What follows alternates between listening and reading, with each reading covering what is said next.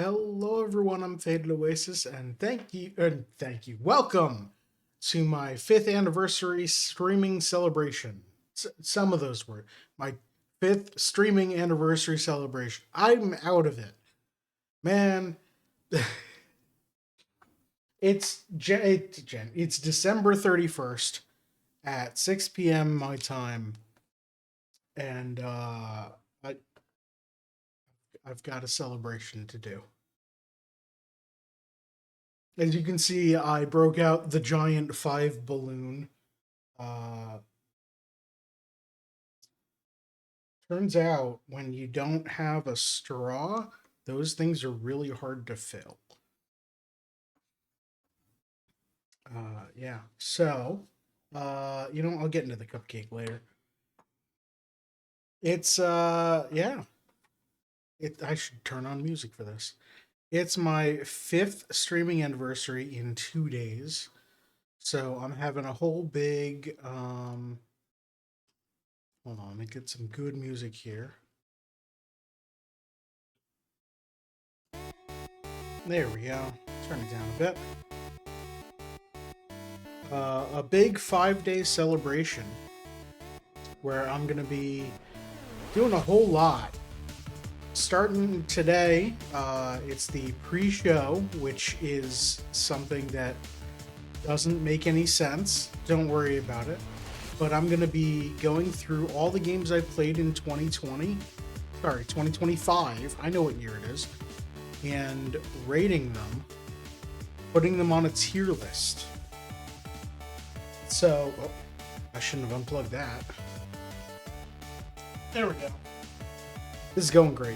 So, chat, get ready to argue with me about how all of my decisions are wrong. How I have the worst opinions about video games, and that I should do better. Then tomorrow and on Friday, I will be filming the Mario Kart World Megathlon Season 1, where I'll have an extra. If you've seen Season 0, sorry, if you haven't seen it, I'll be racing every race course, every point-to-point race in Mario Kart World, all 106 of them, against the hardest AI in the game, in one giant tournament, adding up all the numbers as we go along. But this time there will be extra challenges involved, where if I don't complete the challenges, I don't get full points for the races. So that should be fun. I mentioned I'm going to be filming those on Thursday and Friday. If you're watching this on YouTube, those will go up as normal Mario Kart Megathlon videos, like I did with Season 0. Hey Molly, how are you? Yeah, I got the big five.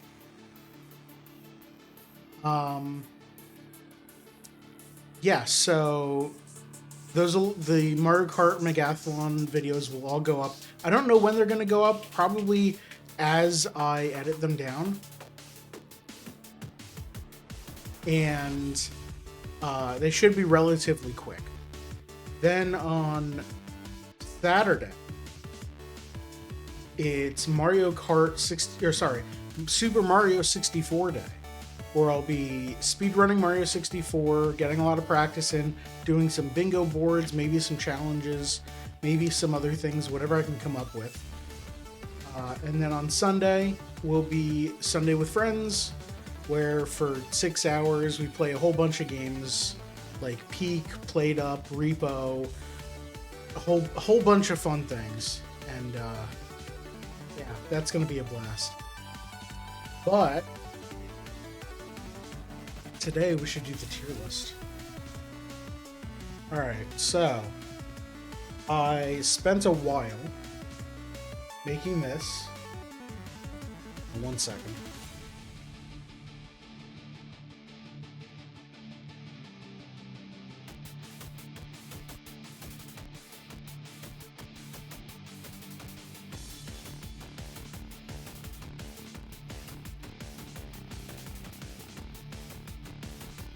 Excuse me.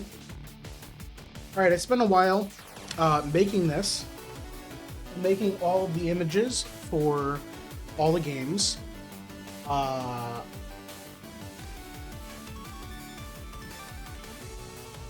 played a lot of games in 2025 on stream.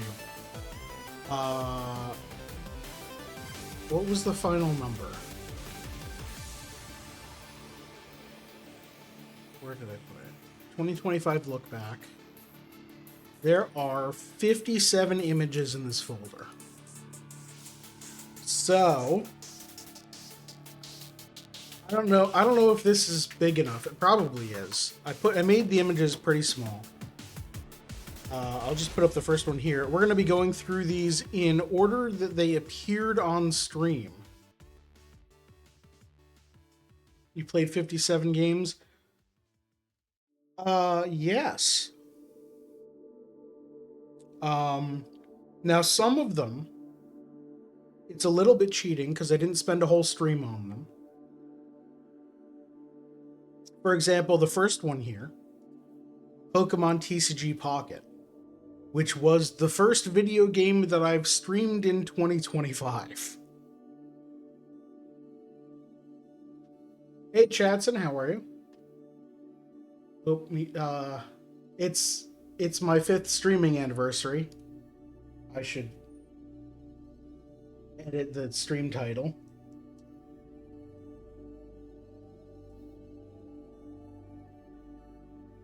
Fifth stream anniversary. There we go. But thank you just the same.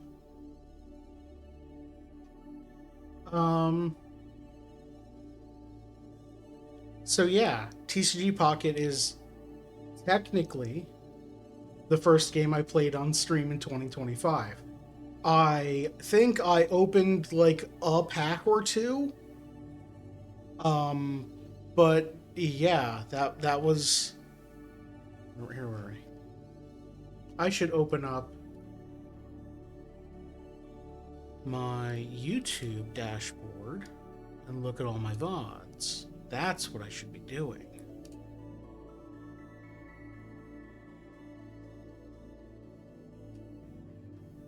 Right, because the first stream of 2025 was a celebration stream for my 4th anniversary. So it had a whole bunch of games in it. March, February, January.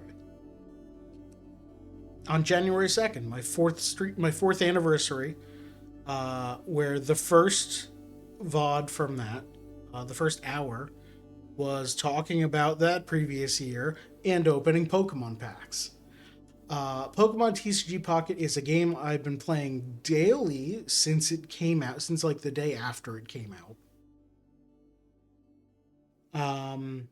I still open 2 packs a day, plus whatever extra for hourglasses. There's a lot going on in it still. Even though, you know, a lot of my friends have gotten bored of it and drifted away to other things. But that's, you know, that's fine. I'm still having fun opening packs, trading, battling. Fell off hard on Pokemon TCG Pocket? Yeah. You should not smoke 2 packs a day. It's not...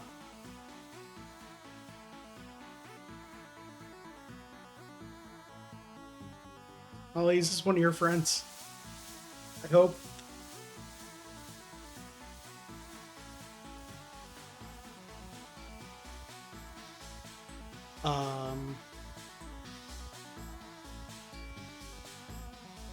Eating me up all day. Okay.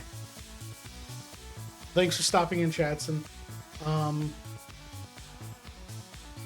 So yeah, opening 2 packs of Pokemon cards a day.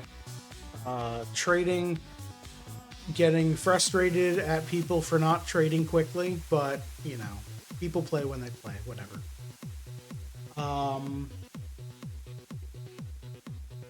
They've made it easier to obtain some of the higher rarity cards over the year, and I'm happy about that, because it means I have a chance to actually reliably get some 2 stars. Can't play Left 4 Dead 2. I don't really play shooters that much, and I definitely did not like Left 4 Dead Versus, but thank you.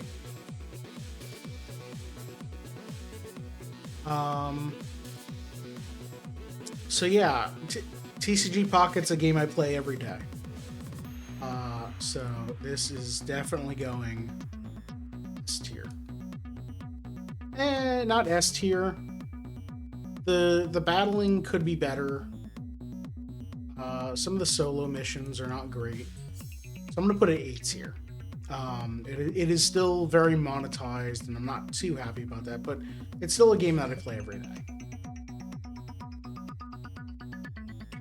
Then, oh right, my 4th anniversary stream was one where I tried out a whole bunch of small games. So the second game I played was Sticky Business, a game about becoming a sticker shop where you make your own stickers, cut them out, and send them to people who order them. And you design your own stickers and everything, and it's very cute. Just a cozy little sim game. I kind of want to get back to it. Probably not a stream game though. It's probably something that I should just have on my Steam Deck. And I'm gonna put this at a B. I did like it. Up next, Cosmic Express, which was a short puzzle game. I don't know how short it is. I played it for like an hour. I played it for about a half hour. It's a puzzle game, block pushing, like a Sokoban game. Just about making sure that the tracks are all where they need to be so that you can have all the little aliens get to all their little alien houses. And that was a fun game. Also put that in B. Next was Streets of Kamurocho, which is a game you can't get anymore. This is a... Let me turn this music down a little bit more. There we go. Is this good? Streets of Kamurocho is a beat-em-up style game, 2D beat-em-up, akin to River City Rampage, River City something. Those style of games, like arcade games, where you just walk to the right and beat people up. It's okay. No, I take that back. I don't think that I like this style of game, especially when I'm just playing it alone.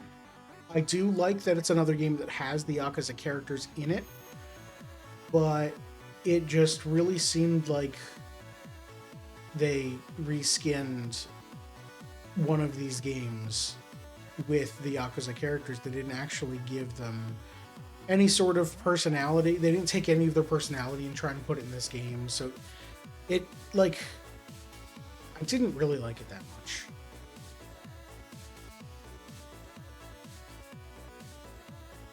Just gonna...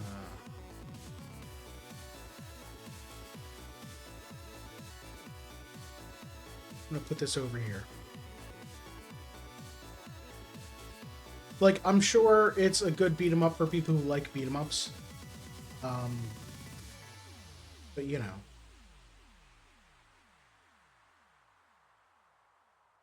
Paper Trail was a fantastic little puzzle game about traversing an origami landscape where you can fold the pages to create and to move platforms around and get to where you want to go.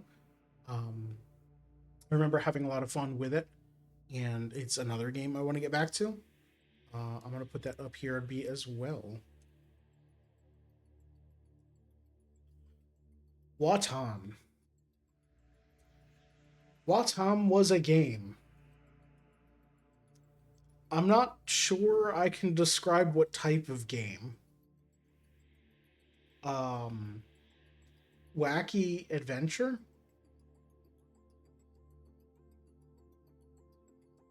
I think Wacky Adventure. Um,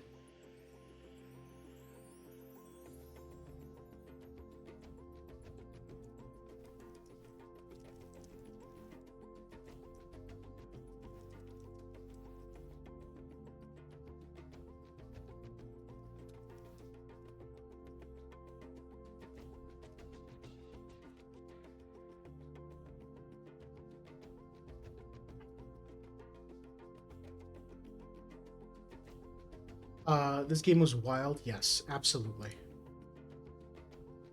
Um, it's it's a game from Keita Takahashi, who is the designer slash crazy person behind the Katamari Damacy games. Um, he's the designer for the first two games. I don't think he was involved with any of the ones past that. But he went on to make a whole lot of other insane games. And Watam was that. It was insane. Um, the games he makes are definitely child friendly, I'll say. Um, it looks like they were designed so a child could play them, and it's not like there are any like deep, meaningful to adult things going on. Uh, but it was just like super fun to see all the characters interact and how many characters there were. Definitely go check it out. I'm gonna put this on A tier. No, I'm gonna. Is Watam better than Pokemon TCG Pocket?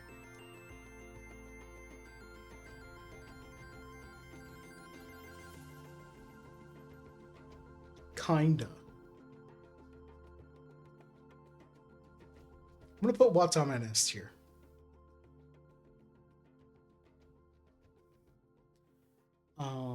Then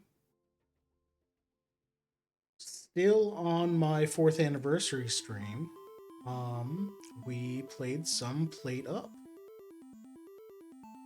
PlateUp is a fantastic game. It's a game we play quite often on Sundays with friends.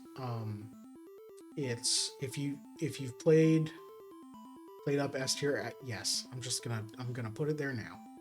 PlateUp is absolutely S tier.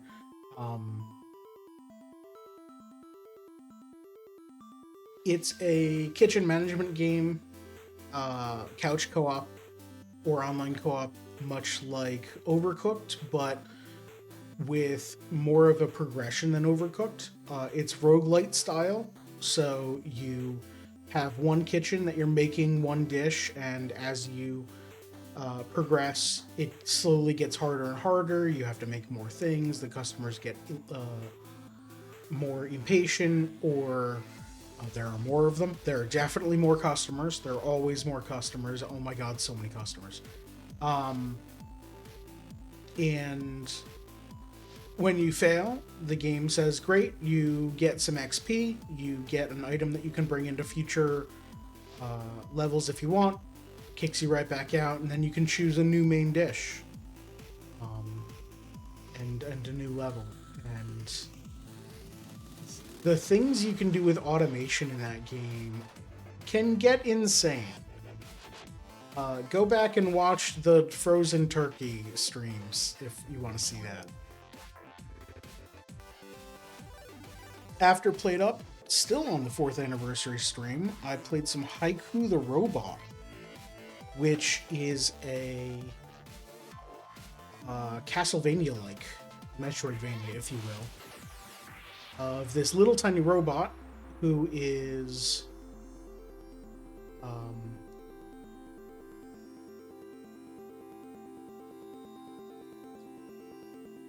basically saving the world he's in.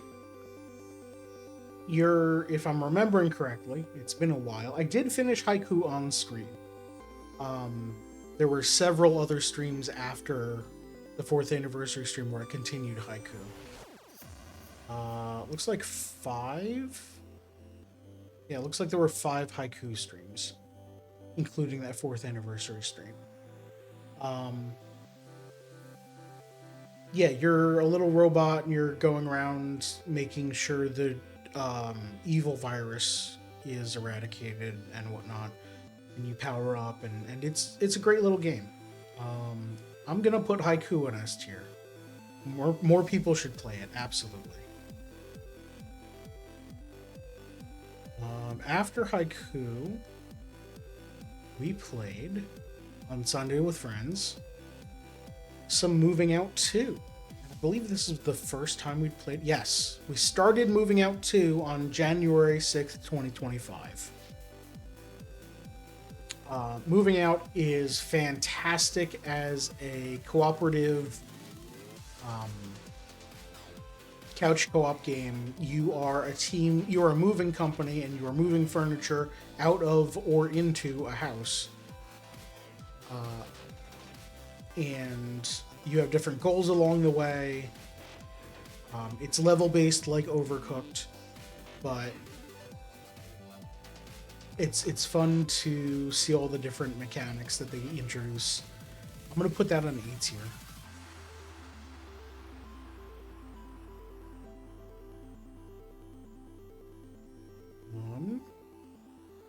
Then on this would be Friday, January 10th, right? Sunday, Monday.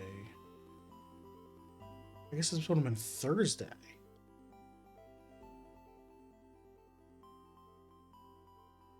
No, this would be Friday. Yes, Friday, January 10th. Glass and I were still in the middle of our Pokemon Emerald Randomizer Nuzlocke Soul Link, which is a whole bunch of words that if you don't understand some of them, that's fine. Basically, we randomized all of the Pokemon in Pokemon Emerald so we could end up fighting against anybody at any time. We were playing two separate copies of the games where our Pokemon were linked.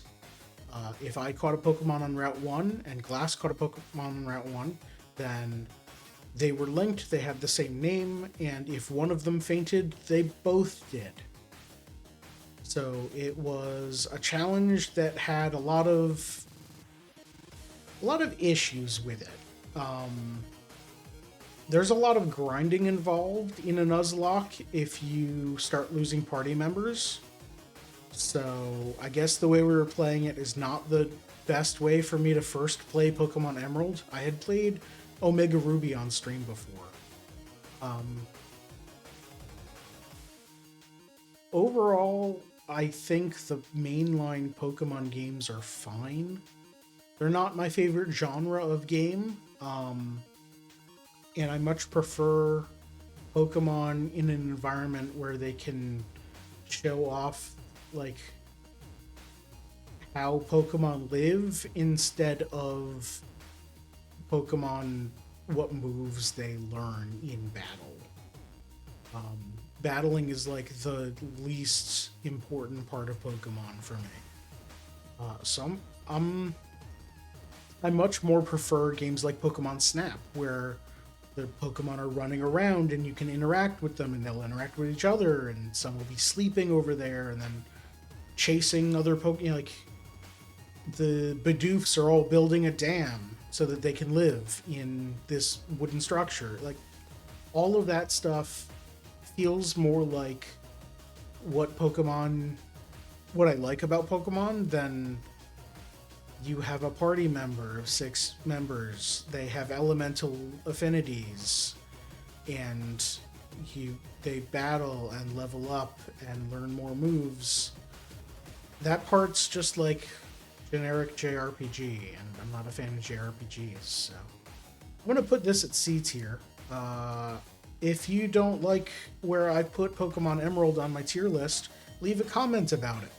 Where do you think Pokemon Emerald should be? Do you think it's S tier? Why? Tell me.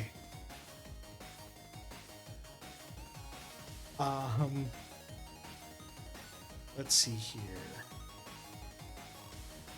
On Sundays with Friends, January 20th, Heller and I started some Escape Simulator. No, this was continuing our Escape Simulator play. Where This is literally just Escape Rooms, the video game. You're in a room, there are a bunch of things, puzzles. You take a adventure puzzle game, like an old point and click game. You turn that into a real physical room, and then you turn that back into a video game. That's what Escape Simulator is. It's very fun, running around, finding clues, trying to solve puzzles, and work together with your team. I'm gonna put this at A tier. And then is this where I started speedrunning? This is where I started my 16-star speedruns for Mario 64. I'm pretty sure.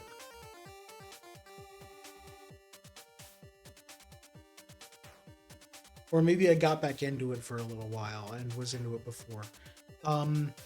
Mario 64 is it still my favorite game of all time?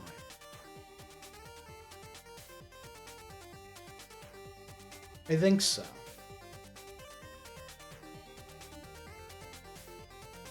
I'm pretty sure it is. There's another game on this list of games I played this year that might rival it for my favorite game of all time. But we'll see.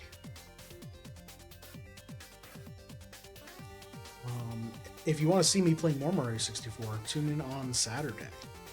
There's a whole tier for it. Pokemon is D tier for you? What's the rival? I'm gonna talk about it later this stream, I just said.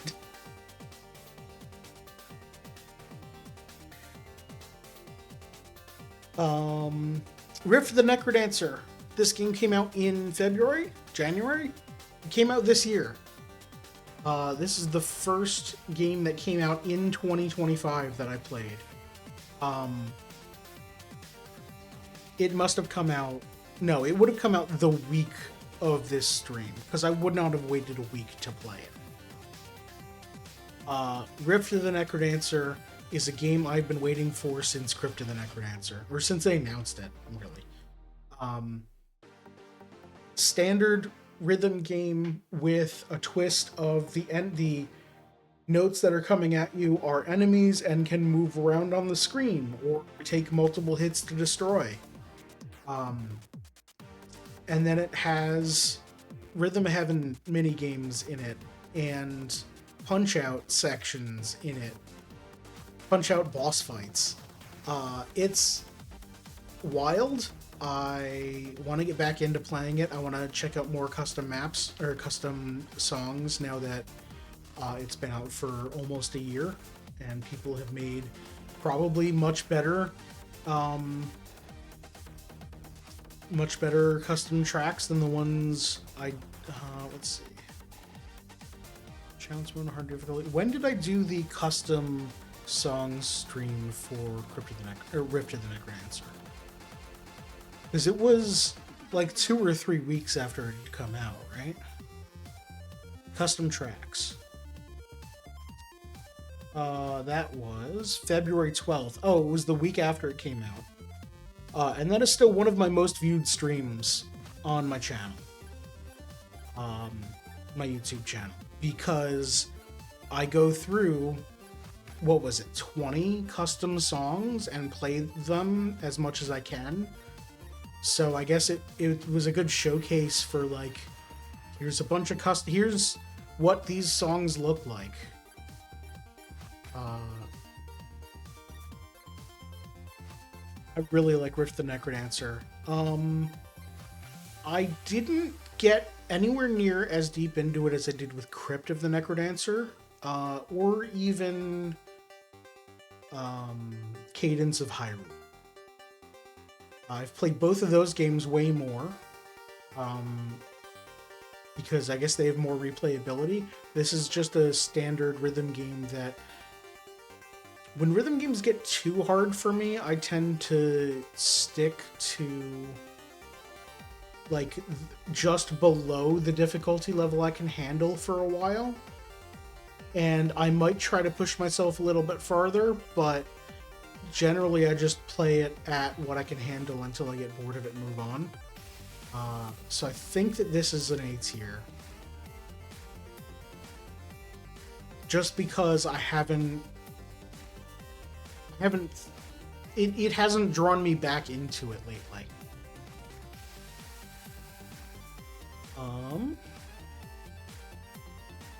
Ooh. Next, on February 17th, I played a game that... Hey, Pug! You're late. Can you ask about Pokemon Emerald? Absolutely. It's dog shit. No, I'm kidding. Pokemon Emerald is a JRPG, and I'm generally not a fan of JRPGs. The most interesting part about Pokemon games for me is seeing the Pokemon live and like how they interact with things, and the Pokemon RPGs don't have any of that. They have they have a party full of members that have elemental types and movesets. They could all be humans and it wouldn't change anything.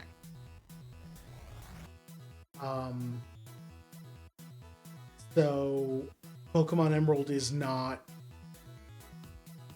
as a game, it's not that interesting to me. I'd rather play Pokemon Snap or Pokemon Sleep.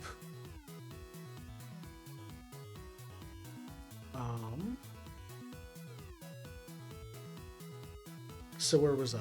I just did Rift of the Necrodancer. Oh, right, okay.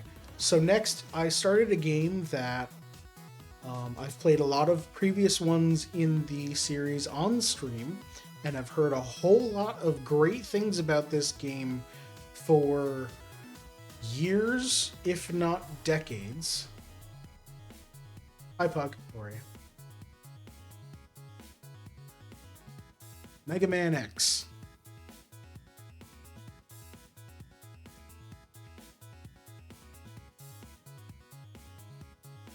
Mega Man X,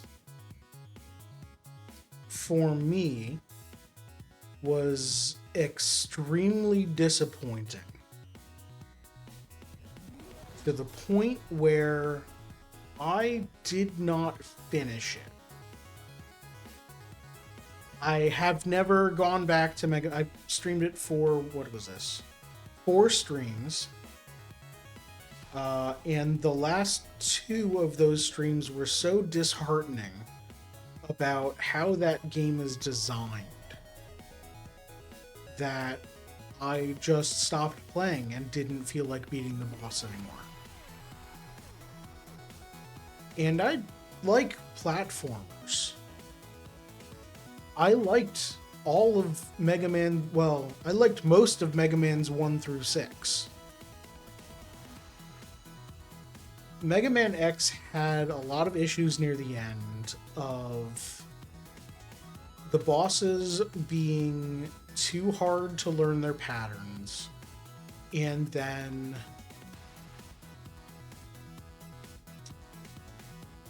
there was a password system where instead of...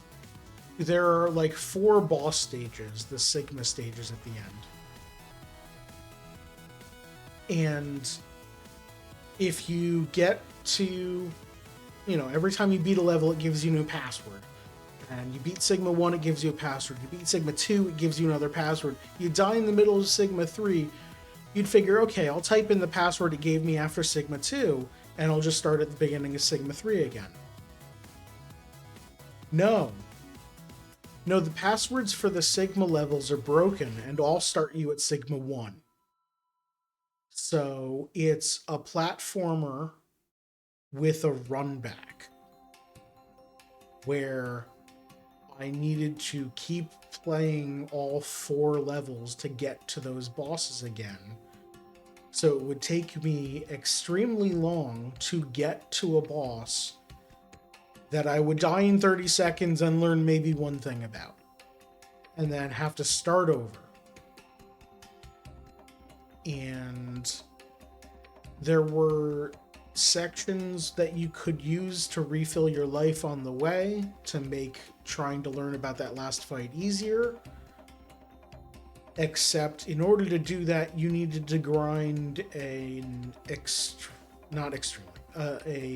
quite difficult technical maneuver where you're wall sliding and shooting enemies that are popping out of the opposite wall, and you can't slide down too far. It was super frustrating for a way to refill your health before the boss fight. And I just mentioned a whole lot of things that are going to come up later in another game that I played this year as well. So the Mega Man X is D tier for me. It does so many things wrong that it made me hate it.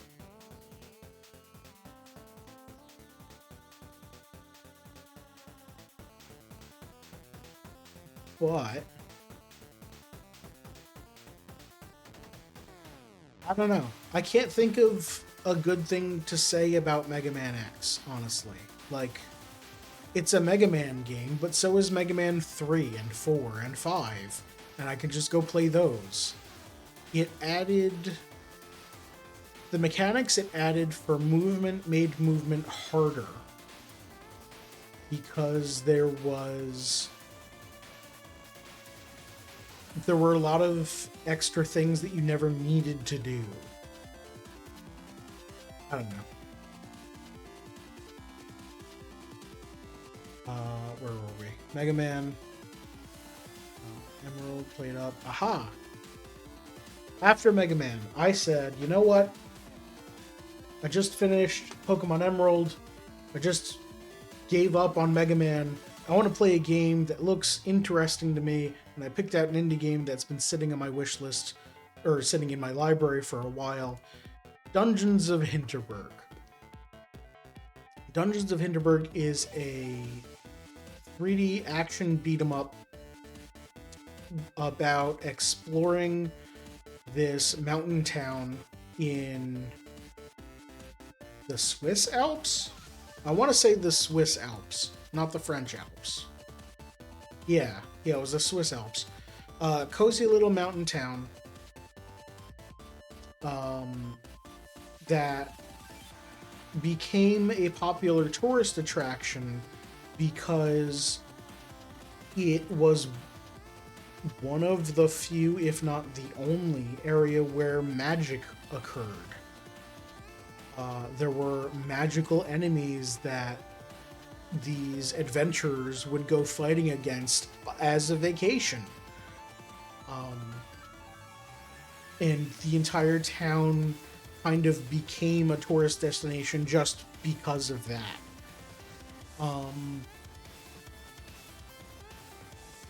And the story actually goes places where you learn more about the town and the people in it. And it's very, very interesting. The combat mechanics okay. I was playing this at the same time that I was playing Yakuza 2 off stream. So I would have some difficulty switching between the two different styles because they're both 3D action, like beat-em-ups, third-person beat-em-ups.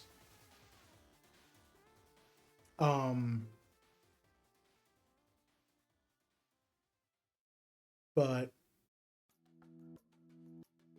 like the story mechanics and the friendship mechanics in Dungeons of Hinterberg really drew me in. And my god, the scenery in this game was gorgeous to look at. Anyone who wants to make a realistic looking game of mountains, please look at what you can do with stylization instead.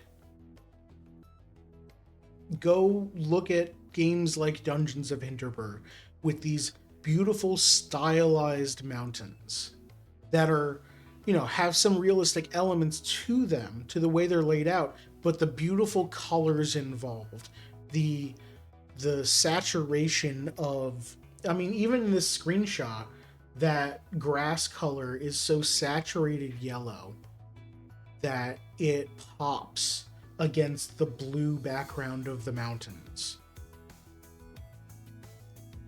I would find myself on stream playing this game, just stopping and looking at the skybox and how beautiful it was in many different places.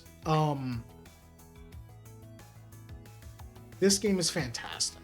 This is a game that I think everyone who likes 3D action games should play this. Absolutely. S tier.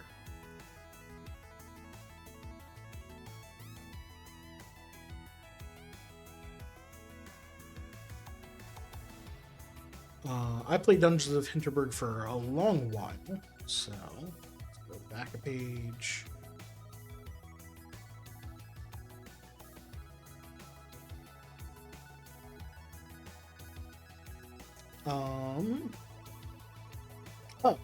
Then I hit a milestone with my streams that I didn't celebrate at the time. I got my first code sent to me. I don't go searching for like free codes to play games on stream. I don't go emailing developers and stuff like that. But a dev reached out to me and said like, "Hey, you want to play my game? Here's a code for it."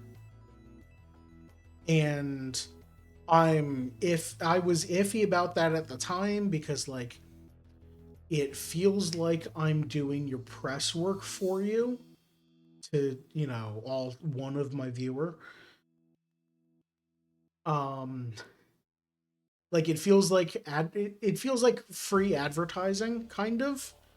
But I took a look at it and like based on what I was seeing from the trailer and everything, it did look like a game that I might enjoy. So I tried out Ink Inside. Like I mentioned, I got a code from the developer, so I did not pay for this game, but they did not give me any restrictions on what I had to say or anything like that. They asked that if I wanted to stream it, please stream it on this specific day. So I did. The game's fine. It had some issues I ran into. It had some very unique mechanics, if I remember correctly. You know what?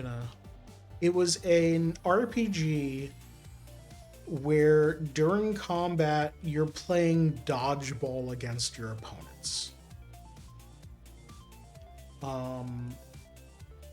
Has the story of all the color of the world is disappearing and you don't remember who you are or why you only have one arm. I'm skipping through the VOD. Oh, right. Didn't this have... I'm pretty sure this had, like, Brian David Gilbert as the main character. So, someone you might know from the internet.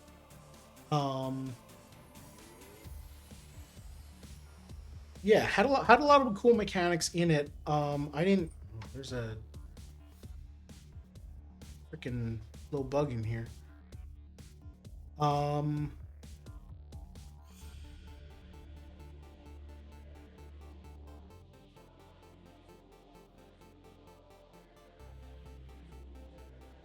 Where was I?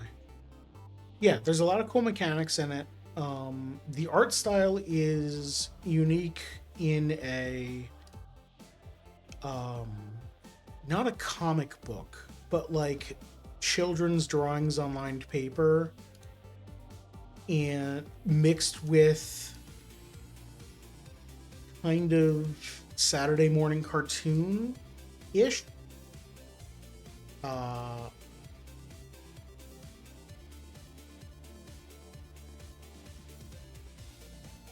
oh, right. No, the issue isn't that everything's losing color, it's that uh, the pages are getting damp.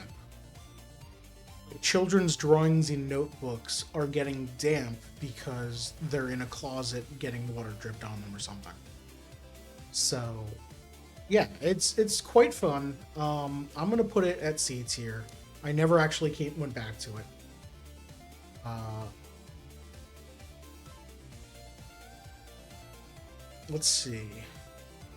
Then Glass and I were still looking for things to play after Pokemon Emerald, and we found Fogs. Fogs is maybe it's an okay like local multiplayer game where you are two sides of a double-headed dog, as you can see in the picture. Um, and it's just puzzle adventure, puzzle platforming kind of. But it has some issues. Its online multiplayer is not perfect. It can be pretty broken in some places to the point where we would desync from each other, wouldn't see each other in the right place, and wouldn't be able to complete a level. I'm gonna put that at C tier. If you're like playing couch co-op with someone and it's on sale, maybe, then give it a try, but not for online play. Then Wrench challenged me to Minecraft races. We were doing some bingo races in Minecraft where we have to craft certain things or do certain goals and fill out a bingo board faster than our opponent. So that was fun. And then also this year in Minecraft, there was the April Fool's update that I played through. That was a couple streams. The Craft Mine update.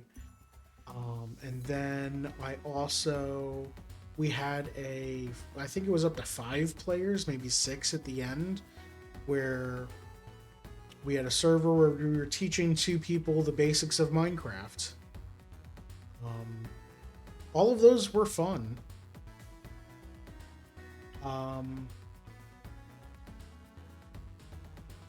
I like Minecraft. Minecraft's a great game. It's a game. Anytime I go and I want to do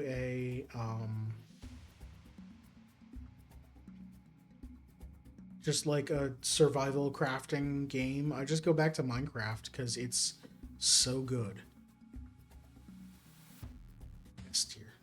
Absolutely. After Fogs, Glass and I are still looking for games to play, so we carry the Glass. This is absolutely a streamer rage game in the same kin of Only Up, Chained Together. What was Bennett Foddy's game that popularized this genre?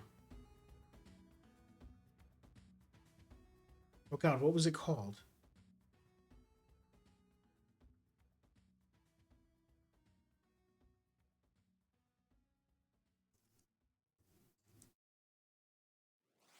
Something with Bennett Foddy. Getting Over It with Bennett Foddy. That popularized this climbing-ish platforming game with areas where you could just fall all the way back to the start and no way to save. Carry the Glass is a multiplayer, 2-player co-op where you're carrying a pane of glass all the way up. So you need to... It's chained together in that you can't go too far from the glass, but you also can't smash it into anything. It's fine. I don't really like these Streamer Rage games. Yeah. Eh. It was a good game to just like play while I'm talking to my brother and just hanging out, but most games are that. Let's see. We're getting at the end of March here. And then the stream I'm most proud of for the entire year. The one that I've gone back and watched the full VOD of more than once. I haven't done that for any of my other VODs. Dish Up. As an April Fool's joke, I made a game for 3 of my friends and forced, in heavy quotes, forced them to play it. I told them we'd be playing a game for Sunday with Friends and didn't tell them what it was and didn't tell them it was an April Fool's thing. I made a board game version of PlateUp. And I presented it in the same way as a Noah the Gathering video. Sorry, a Magic the Noah video. And it was very fun to make and very fun to run as a game. And I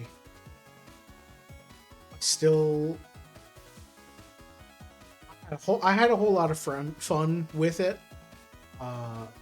making my friends play this, and I'm pretty sure they had a lot of fun too.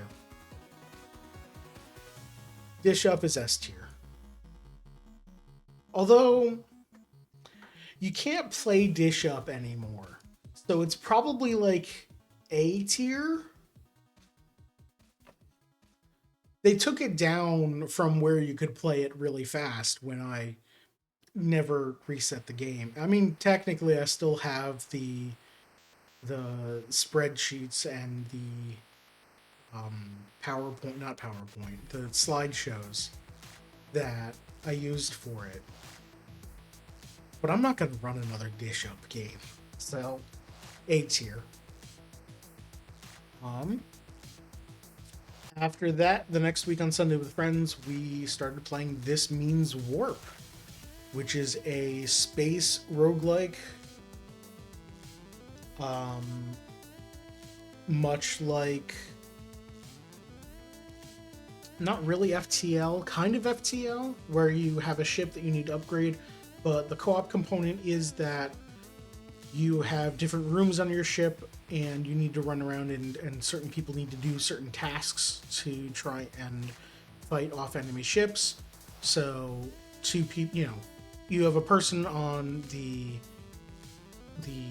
port side gun, a person on the starboard side gun, a person that's bringing ammo to each of those people, a person that's repairing as much as they can as we get blown up, a person on the shields, a person putting out fires, and you only have 4 people, but I just described 6 things to do, so figure it out. You have too many things. It's very overcooked in that manner. It does suffer from getting too focused on your task to be able to see what anything else that's going on. When I was on guns for this game, I was only caring about where I was aiming on the enemy ship. I wasn't caring about when they were going to hit us, when they were going to hit the gun I was sitting on, and I would die because of it.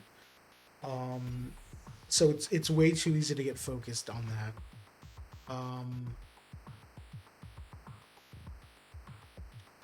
And some folks seem to buy magic cards and miss Dish Up. Dish Up is an absolutely fantastic remake of PlateUp that is no longer available to play, so it can't be S tier. Is basically where I put it.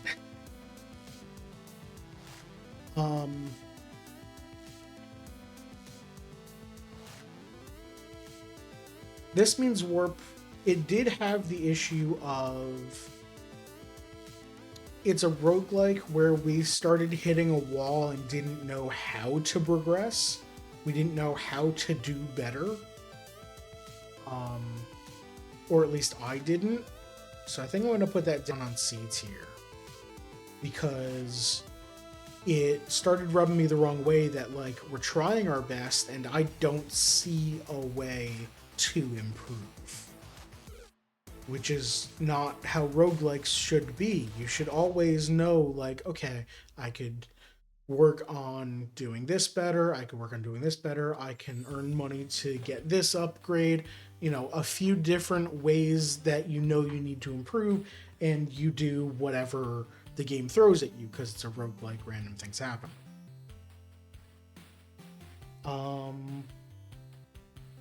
Then I started Lego building on stream, and I don't have a thing for Lego building because that's not a video game. But Lego building is S tier. It's A tier. It's too expensive.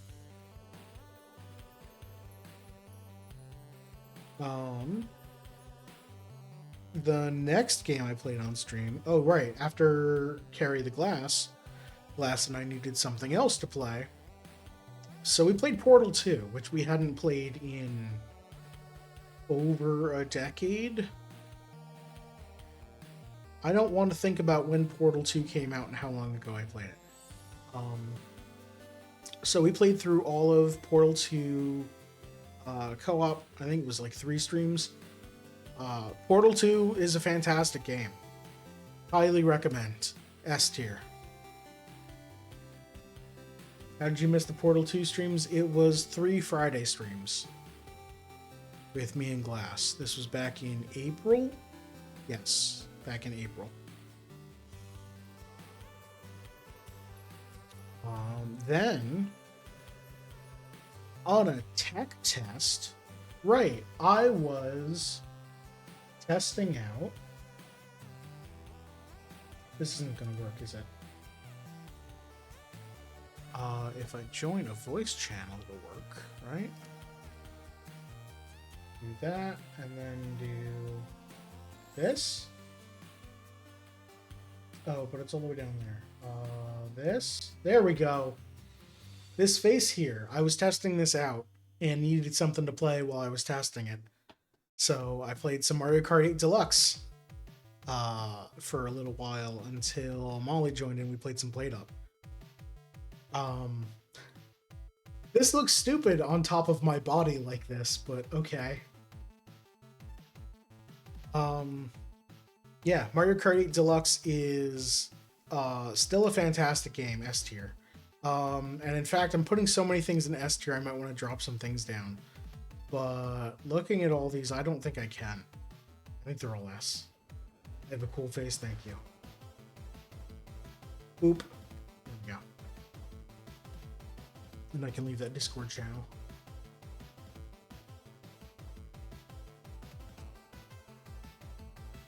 Played a lot of good games this year. That is true. I did play a lot of good games this year. And I'm only in April so far. I guess I do because I only stream 8 to 10 hours a week. I cherry pick the games I want to play and what I want to do. So I only pick games that I think I'll very much like, which works out well, I think. How are we? Mario Kart 8. I did not play a whole lot of Mario Kart 8 this year, but what I did play was great, and I've played a whole lot of it in the past. An entire 2 different Megathlons that had Mario Kart 8 in it. After Mario Kart, oh yes, I broke a rule about games I play on stream. There have been a few games years ago that I played that were early access games, and I did not like how unpolished they were. Actually, I probably didn't play a lot of them on stream. I played a lot of them off stream. Indie early access games that were very unfinished and very rough because it was truly early access, and I decided that I wouldn't be playing any early access games on stream. I'd want to wait until the full game was out. But I broke that rule because Repo looked amazing. Repo is amazing. Um, this is a game that we keep coming back to on Sundays with friends whenever we think about it, basically, or whenever they have an update or something. It's a super fun game. The animations of all the player characters are fantastic. The animations of some of the monsters are even great. It is one of the best play with your friends games this year.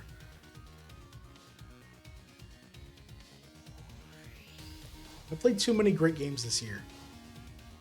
Repo's S. And it's not even out yet. S tier multiplayer game. Yeah, that's why we keep coming back to it. Like, it's in the same camp as Played Up here on this list, where, you know, hey, you want to play this? No one says no. Well, some people we do have some people who don't like the horror mechanic of like sit waiting for enemies to pass by and hope you don't die, or the death mechanic of you're dead so you can't do anything, you just have to sit and watch. And those are totally fair criticisms. I absolutely get that, but you know, if I suggest Repo, the people who are in for it will never say no.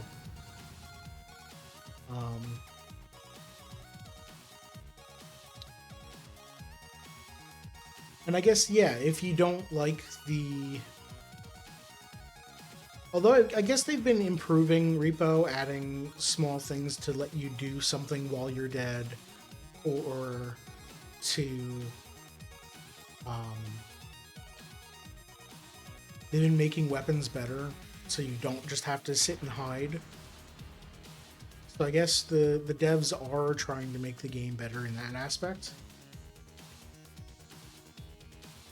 Anyway, after Portal 2, Glass and I needed to find something to play, so we played some Civ 5 co-op. This was, I think, 2v2v2. And it was fun to play Civ. I don't play a whole lot of Civ. Grand strategy games are not something I play super often, but every once in a while I'm just like, yeah, I want to play Civ for like 5 hours, and then don't touch it for like another year.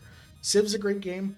We were playing Civ 5 because I don't own Civ 6, and I think Civ 6 was relatively new, didn't have the expansions, wasn't like fully fleshed out yet. Civ games have a problem of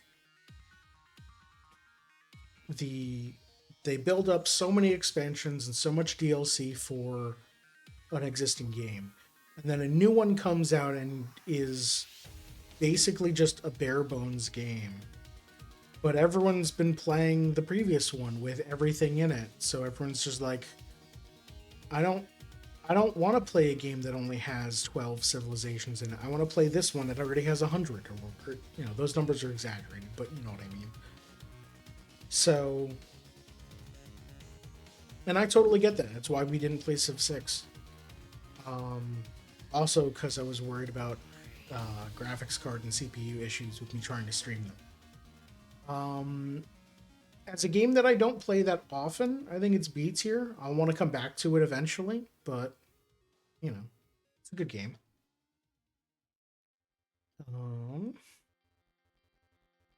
After Civ, we had a Sunday with friends where Molly wasn't available.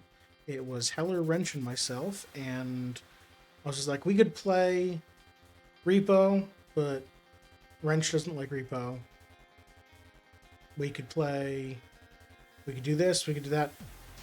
Hey, what about Trine? Boy, I picked a bad screenshot for Trine. Trine is a quite old platformer, puzzle platformer, that is meant to be played either by one person controlling three characters, switching between three characters, or by three people co-op. Wrench has a surprise. We'll figure out what that is.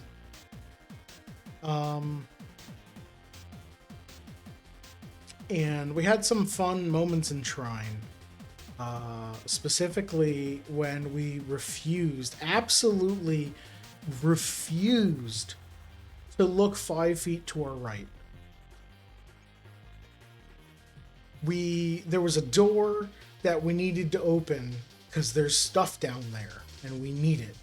And we were trying everything we could possibly think of. And then we gave up and walked 5 feet to the right, and just off screen was a lever.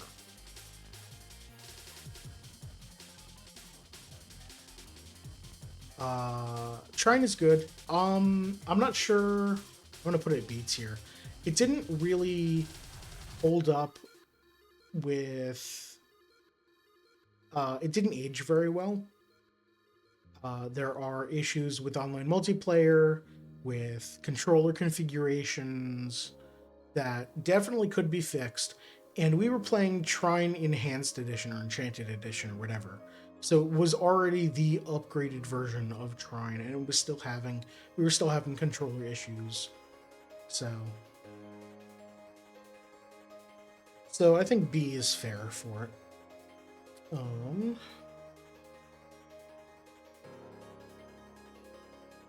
Okay. May 25th, 2025 comes out. Or May 25th, 2025. I have been hearing a whole lot about... No, sorry, I did not word that correctly. I have been hearing over and over again that there is a brand new puzzle game for people who really like puzzle games, and you shouldn't learn anything more about it before playing it.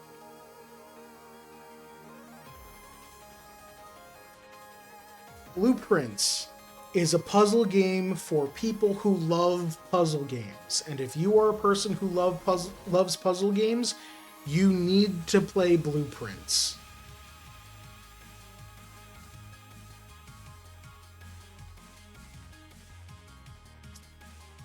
Just a little bit more context for what type of puzzle game it is.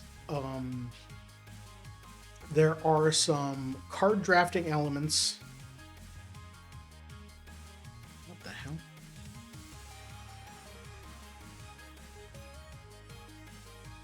Sorry, I just noticed my media player for this song, for the Glory Days, has chosen album art that looks like it's from a video game. Or something. I don't know. Anyway, Blueprints is a game with puzzle placement elements, card drafting elements, roguelike mechanics, and a whole lot of mystery. And it's expanding mystery. It's mystery that starts surface level. You have a problem you want to solve. You have a goal, and you don't know how to achieve that goal. So your question is, how do I do that? And as you play, you learn more and more about the world. And I'm purposefully being vague here, because if you like puzzle games, you should go play Blueprints without learning anything more about it. You learn more and more about the world. And you find more mysteries. Why is this like this? Why is this object here? What's going on? And you find more about everything in a way that opens up even deeper mysteries and deeper mysteries. Much like other puzzle games, there's more than what's surface level. And finding all of that is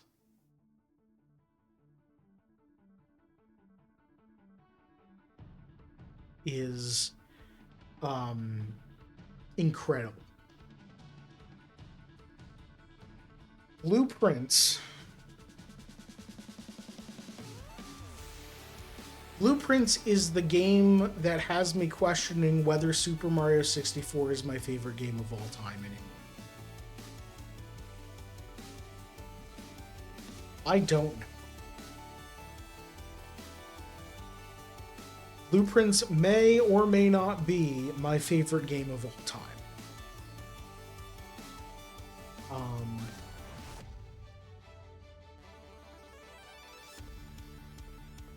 I don't remember anything about Blueprints that frustrated me.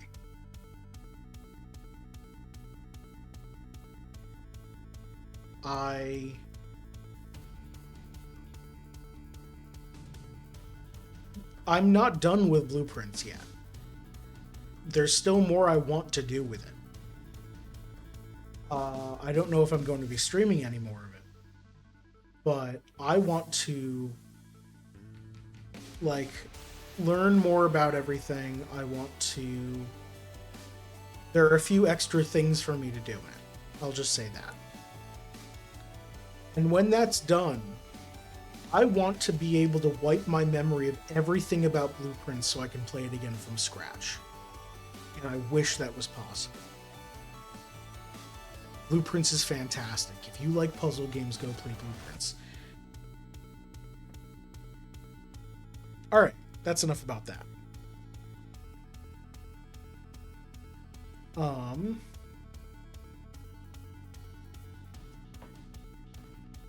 Keita Takahashi, I mentioned him earlier. He made Katamari Damacy and a whole bunch of other games, and Wattam, which is on the list. And he also made To a T, which is a game about this boy who is shaped like a T, in that he doesn't have functioning shoulders or elbows. He's just T-posing the whole time, because that's all he can do. It is a lighthearted story that is very silly in certain places. I guess I did just assign him a gender, or assign them a gender. They never go into that, do they? They leave it ambiguous. Because you can play as... I guess they leave it completely vague the whole time. They never make you choose.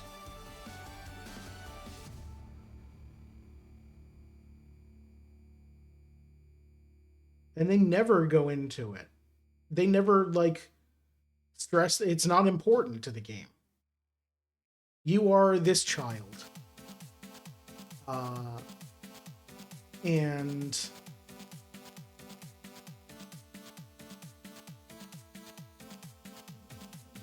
this child that is shaped like a T, and the game's story is insane. It is laid out like an anime series, complete with opening and closing credits at the beginning and ending of every chapter.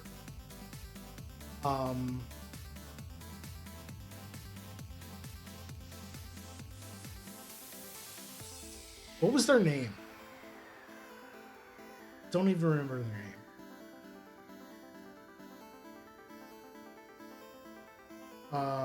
Anyway, it is a very fun story. It has some segments of it that are not as great. There's a world exploration. Oh, right. Their name is just Teen. Thank you. There's a world exploration mechanic where Teen is just running around this giant area, and seemingly the only reason is so that you can collect coins so that you can go buy things at a customization shop. Um, and that's it. The story is amazing. The story is absolutely S tier, but some of the gameplay was weird. And not like. So the story was also weird, but the story was great weird. The gameplay was a little bit bogged down in some places. So, A tier game, absolutely. After Civilization, Glass and I were looking for something to play, so We Were Here. If I remember correctly, We Were Here was a free game, or it was free for a limited time or something. Just a 2-player co-op puzzle game where the two of you are in different sections in different rooms. It's very escape roomy. You have walkie-talkies so that you can communicate with each other. But you're never in the same room until the end of the game. And yeah, so it's very much like an escape room puzzle where you're talking over the walkie-talkie, having to describe what you're seeing on the walls and what these buttons are and the books you have and stuff like that. And your partner is looking at what they have and going, none of this makes any sense. Oh, wait, that thing that you just said. Hold on. If we do this, okay, I figured it out. Press the buttons in this order. Like, they can't show you what they've seen or how they solved a puzzle, so it's very one-sided. But it doesn't feel like a game that would have replayability, because if we tried to replay it with our roles swapped, where we're in the other rooms, we just know the solutions to all the puzzles. But it'd just be a way for us to see what the answers, see what the progress was. So it was okay. Again, it was a good game to hang out and talk with Glass about, but it was like a C. I guess for that price, it was pretty unbeatable. Free. And there are a whole bunch of sequels, so we could play more of those, but...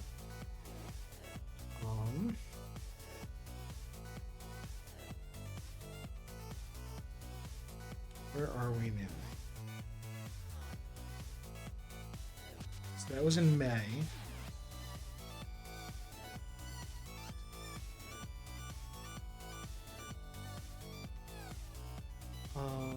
We started teaching Molina Heller Minecraft.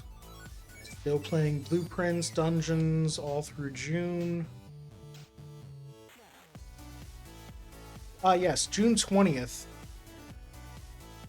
A few days earlier, Duck Detective 2 came out. Duck Detective: The Ghost of Glamping. Duck Detective is a series of 2 games so far that are point-and-click adventure, mystery solving, with very unique characters that you meet, and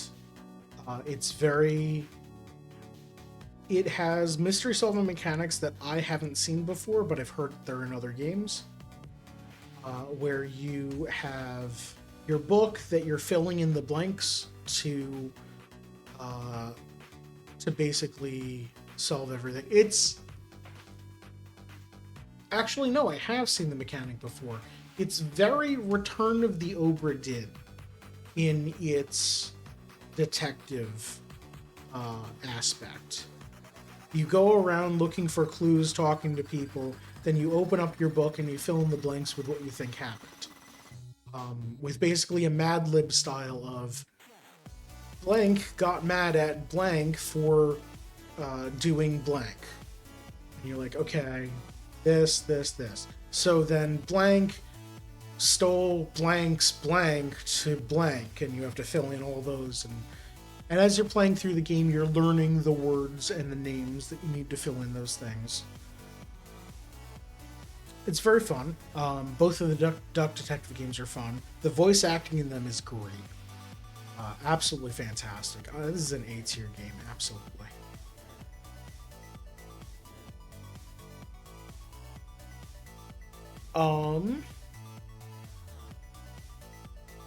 Then I get super lucky. Right before playing a game that reminded of Duck Detective. Was it that game that you redeemed? Or was it Curse of the Golden Idol? Because Pune recommended Curse of the Golden Idol as a very Duck Detective game. So that's on my list of things to eventually play. The one you redeemed was Blake Manor or something? Secrets of Blake Manor? I don't remember. I bought it. It's in the Discord. Yeah, so that's on my list of games to play. Seance of Blake Manor. Thank you. That's on my list of games to play next week. Anyway, June, I got super lucky and happened to be in the right place at the right time. On my lunch break, just happened to be outside a game store right as they were opening with Switch 2s in stock. This was like a week or two after the Switch 2 came out. So, played some Mario Kart World. I played a lot of Mario Kart World on stream. In fact, I'm going to be playing a whole lot more of it tomorrow and Friday. Mario Kart World's a fantastic game. Absolutely A tier. Right alongside Mario Kart 8 Deluxe. I know that a lot of people have issue with the long intermission tracks and they just prefer the 3-lap courses. I like the intermission tracks. I think they're interesting enough. There's enough obstacles and whatnot on the track in a lot of places. Some of them could be a bit boring, the very long stretches of straightaways. So I totally see where people's complaints are with that. But personally, I don't mind it that much, except for the one bridge that crosses the bay. That bridge kind of sucks. But also Nintendo has like improved Mario Kart World a little bit by changing some of those super long routes to add more turns and whatnot. There's a patch actually last month or this month, earlier this month, that they changed like 7 or 8 of the intermission routes, so that's fun. Hey, if you want to see me play a whole lot of Mario Kart World, tune in tomorrow and Friday.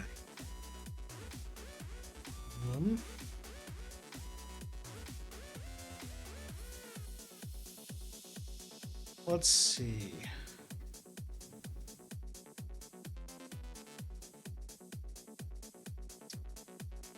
So then I went on break for about a week while I was in a different state visiting friends, and that was a very fun time. And I came back to my apartment had flooded, and that was a miserable time. So my stream schedule was borked because I couldn't do Lego building, I couldn't do blueprints note taking, I didn't have a great way of doing anything. So I played more Mario Kart and stuff. No blueprints, it was so sad. Yes. It was very sad, especially for me who very much wanted to play more blueprints. And I was just sitting there going like, I have ideas, I can't act on them. Sunday with friends was Molly and I had we had a week where it was just us, and Molly suggested, hey, I've got Split Fiction. Do you want to just play Split Fiction co-op? And I looked at it and said, sure, why not? And we've played now 3 streams of Split Fiction. The game is longer than I thought it was, because we played it 4 days ago, and at the beginning of that stream I thought, like, okay, we're probably going to wrap up Split Fiction soon. I think we're probably halfway through the game now. There's a lot. I thought we were like done, and at the end of that stream I'm like, nah, we're not done. There's so much more to this game, isn't there? So this is the first game here that I am in the middle of a playthrough and want to play more. Where I have not played enough of it that I can give it a firm grading. So far, it's pretty fun. It's definitely a great game to sit and chat with someone while you're playing it. I know I'm doing a lot of goofing on some of the story elements that are a bit trite. And some of the character actions that are just like... The main antagonist of the game is so clearly evil, and nobody notices, and it's great. And then there are like throwaway lines that I'm just interjecting with jokes every once in a while, and I'm loving doing that. The gameplay itself, it moves from chapter to chapter with slightly different gameplay elements, but it's still mostly you and a partner solving puzzles, platforming puzzles to move from one place to another. My dad is a jetpack, yes, absolutely. I think that was just that the lines around that were written slightly weird. But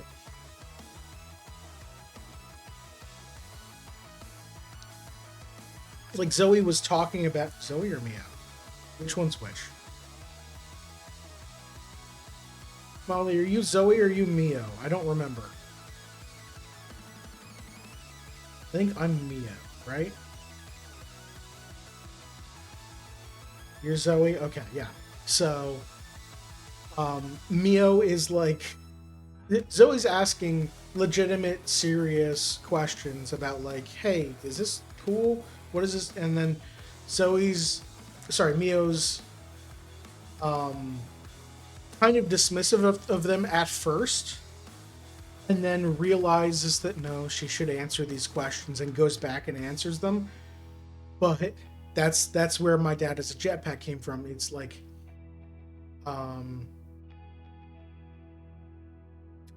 Zoe asking about like, hey, you're writing a lot of gunslinging into this section. Are you a fan of old Western movies? And Mio's just like, here, take this. What is it? It's a jetpack. Or no, like, no, I don't really like gunslinging. What are you talking about? Here, take this. What is this? It's a jetpack. My dad is, though. Is it a jetpack? Is what I said. But no, her dad is a fan of Western movies. It's like she went back to the earlier part of the conversation because she realized she like spent some time in that joke moment reflecting on it or something. The writing kind of makes sense, but it's also a little bit clunky. That's fine. The game was also front-loaded with what I thought were a whole lot of video game references. Actually, no. The game is not front-loaded with video game references. The game is filled with video game references. We sat at a goddamn bonfire in, like, a half hour before the stream ended. The game is filled with references.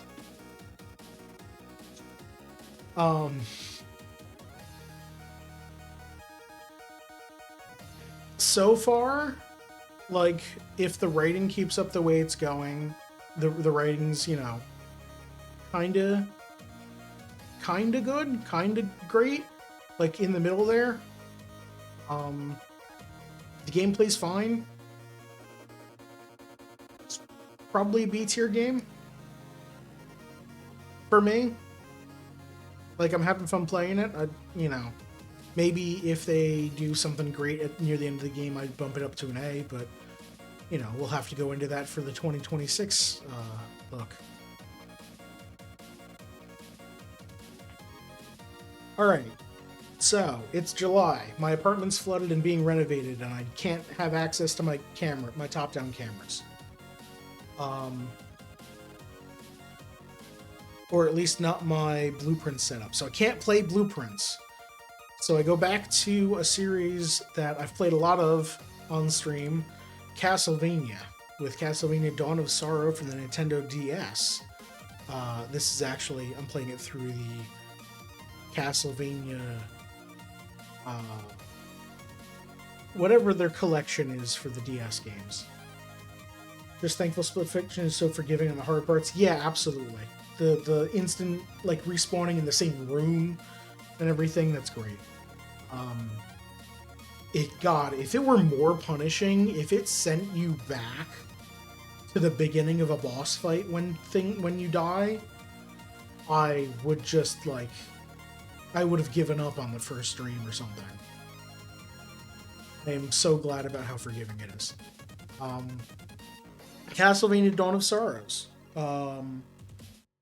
The direct sequel to Castlevania Aria of Sorrows, which I played like a year and a half before this one. The Game Boy Advance and DS Castlevania games are great. I had a lot of fun with this. I did some note-taking on stream with putting little things everywhere, notes on the screen and everything. This is definitely A tier. It's not S because some of the writing and some of the characters aren't as appealing to me. It did have it had some bosses that were tough and a few puzzles that did not look like puzzles at the start, so I didn't really know what I was doing until I figured it out. But overall, it was great. Stretch, absolutely. Stretch time, everyone. And hydrate. So yeah, Castlevania Dawn of Sorrow is great game, A tier.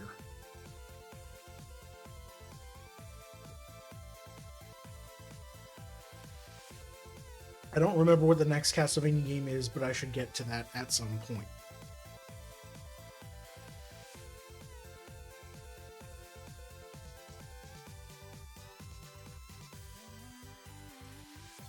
I have to look up the next game because I don't remember something about it. I remember a lot about the game.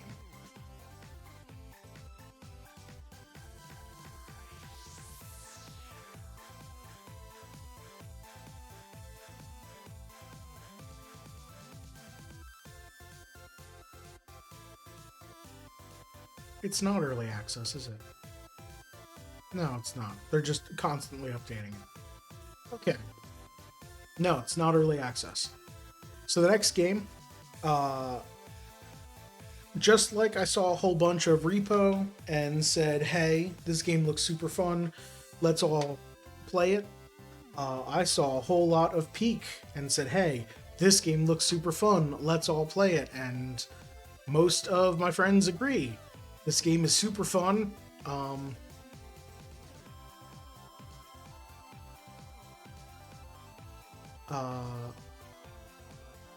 Peak is super fun. Climbing adventure with friends. Very roguelike.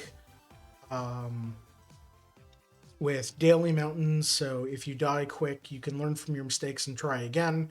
But if you don't like the mountain, just wait for the next day. You're not in the most bored. Yeah, Molly's one of the people who does not like Peak that much. And that's fair. Molly doesn't like falling. And a major part in Peak is you won't always win, and when you don't win, you fall. So, I mean, that's totally fair. Peak is. I want to be able to play more of it so that I can get better at it. But we play it too sporadically to do that. There are some things I want to try doing, like bringing Bing Bong, the stuffed animal, all the way to the end of the game.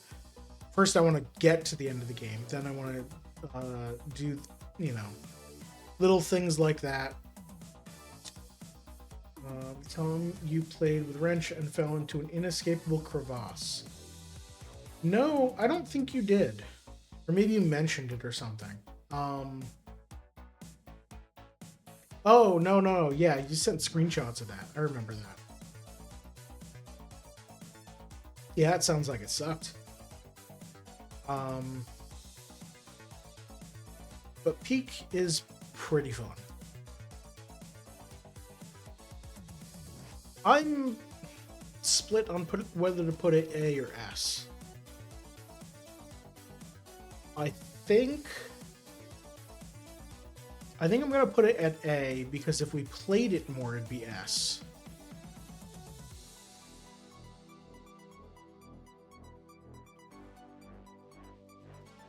How far are we here? Okay, we're more than halfway done. I'm gonna take a break. So they gotta get up and stretch.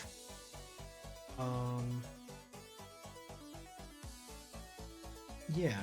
So we're gonna take a pause here. More stretch, more hydrate, absolutely. I'm gonna get up, walk around, stretch a bunch, get more water. I mean, I've got a bunch here, but I should drink more of it.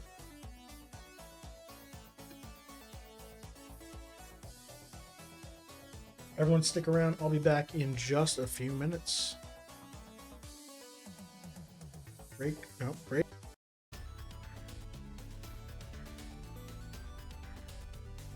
I'm back. And I have fired. It's my 5th streaming anniversary. And I figure I should do something special, so I got a cupcake in the candle. Yeah. I'm having a blast here.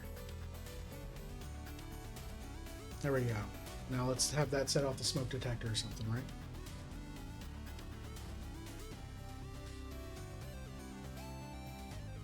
We're just going to take one bite of cupcake, and then we'll get right back to filling out the tier list here. This candle off here. Oh god, it's a glittery candle. Why did I buy a glittery candle? I hope it's like food glitter, at least, and not plastic glitter. Don't burn my house down? Yeah. Believe me, I've already had a flood. I don't need a arson as well.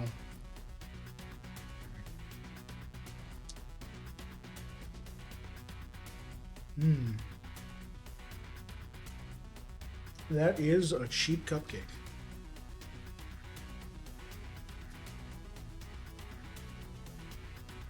I'll have the rest of that later. Anyway. Let's get back to the important thing. Alright, so it's July. It's the end of July. Peak just came out. I had fun climbing a mountain and falling down it. Should have been a fancy cupcake.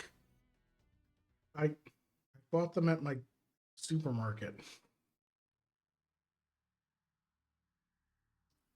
Besides, it's one more cupcake than I had last year.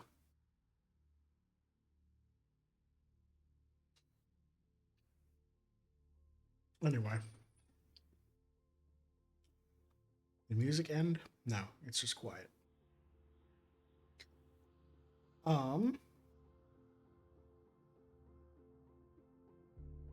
right, in August I bought a bunch of booster packs to open. That was the Pokemon packs were like C tier.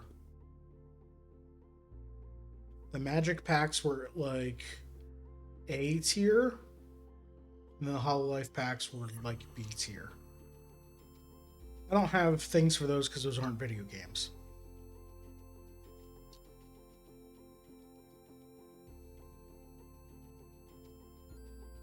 Why do I have...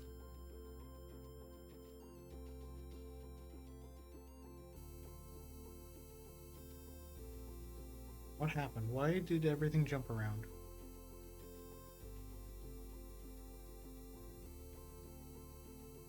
Let me refresh this page.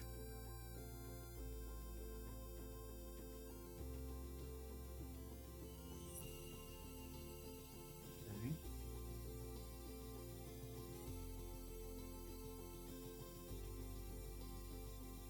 Oh, I think YouTube forgot that I selected 50 per page and it went to 30 per page.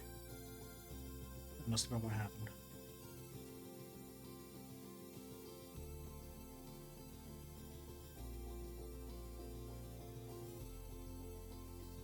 Where was I? August.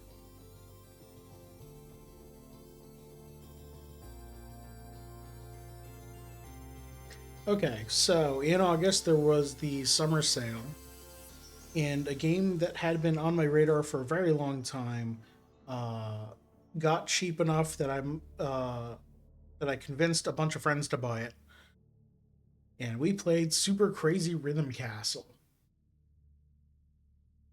Now we're still in the middle of a playthrough for this. Super Crazy Rhythm Castle is great. It is a... It has a traditional style rhythm game in it, much like Rift of the Necrodancer.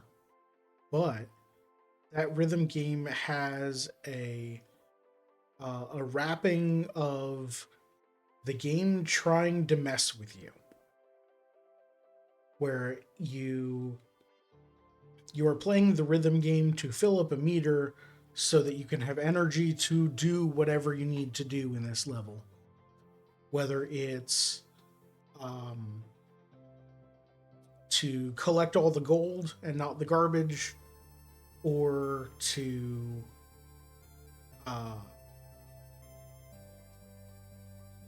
carve your way through a bunch of obstacles to get to a bunch of switches so you can activate a machine or something, or to break out of jail, or to just work the elevator. And the game is throwing obstacles at you to get you off the rhythm game for long enough to... It's wild. And really, you should just go watch some of it if you want to see more about it, because it's very hard to describe. Anyway, I'm having a lot of fun with it. I think we're like at the final boss fight, so we just have one more stream of it. But yeah, I'm definitely having a whole lot of fun with it. Ace here. All right. So here's the game that Molly's waiting for, and probably some of you. I teased this in my going live Mastodon post, where I mentioned, come watch and, hang out and watch me rate Hollow Knight at way lower than you would rate it. Hollow Knight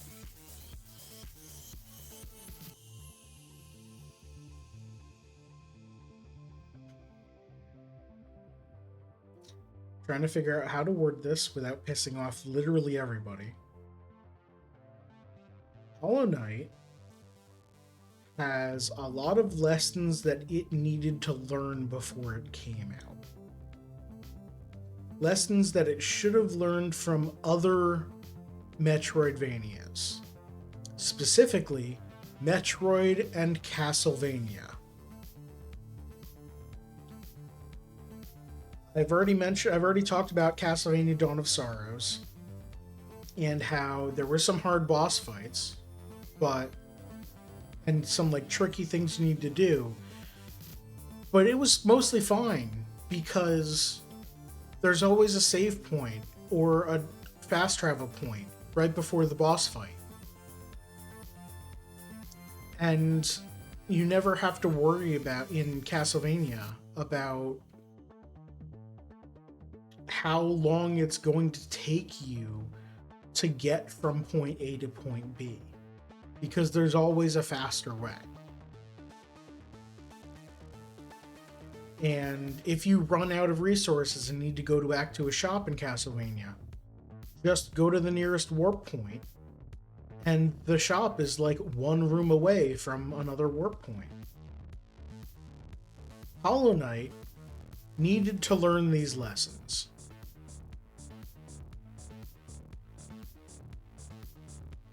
There are many boss fights in Hollow Knight that are very challenging. That alone is fine. I'm fine with a challenging boss fight. What I'm not fine with is the run back.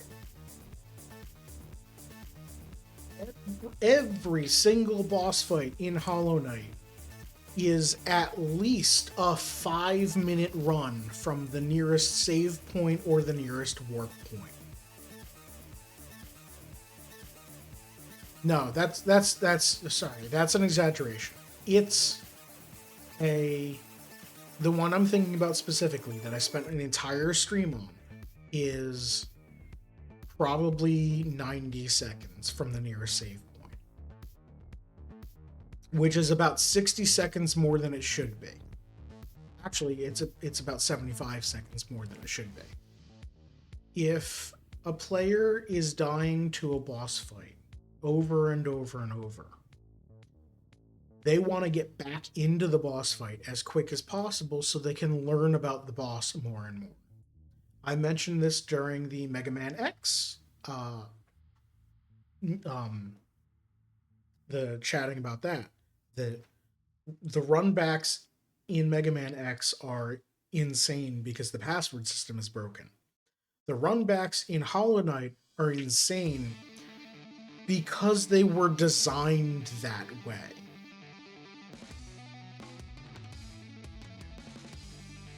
There are bosses that are too hard to learn about because the runbacks are too long and too dangerous, so you are unlikely to get to the boss with full health.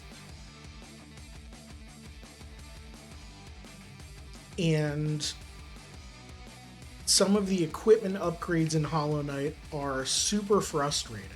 There are badges you can equip, and there's 3 badges that can only be found in one shop in the middle of the map. They are fragile badges. They're very powerful, but if you're wearing them and you die, they break, and you can't use them until you go back to that shop and pay a pretty hefty fee of money.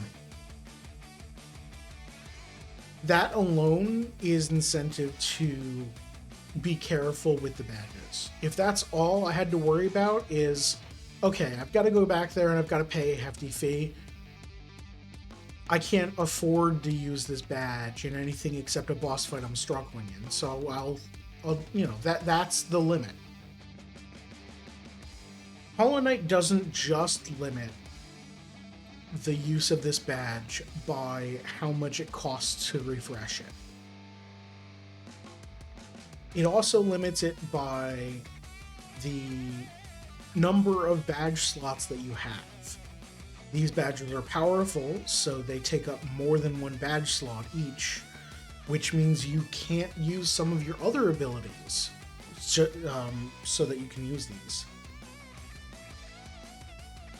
And that badge shop in the middle of the map, you'd think, great, it's in the middle of the map. It's probably near everything, or at least it's fast to get to. It is 10 minutes from the nearest warp point. And it's not a safe 10 minutes. That 10 minutes is a 5-minute travel time plus 5 minutes of dealing with all of the enemies on the way there. And then you have to fight your way back out of there back to the travel point. So it's another 10 minutes. And then you can warp over to the nearest fast travel point to whatever boss you're fighting, and spend 5 minutes getting from there to the boss, because the travel point's not close to the boss. The save bench is.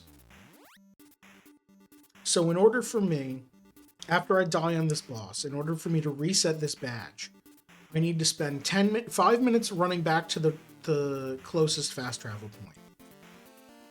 Take the train over to the one close to the shop. Spend 10 minutes going to the shop, 10 minutes going back, and then 5 minutes going back to the boss. I've now spent a half hour not fighting the boss, just so I can get that one badge back and get one more attempt at fighting the boss before it breaks. This is not a fun mechanic. This is a chore. It's overly frustrating, and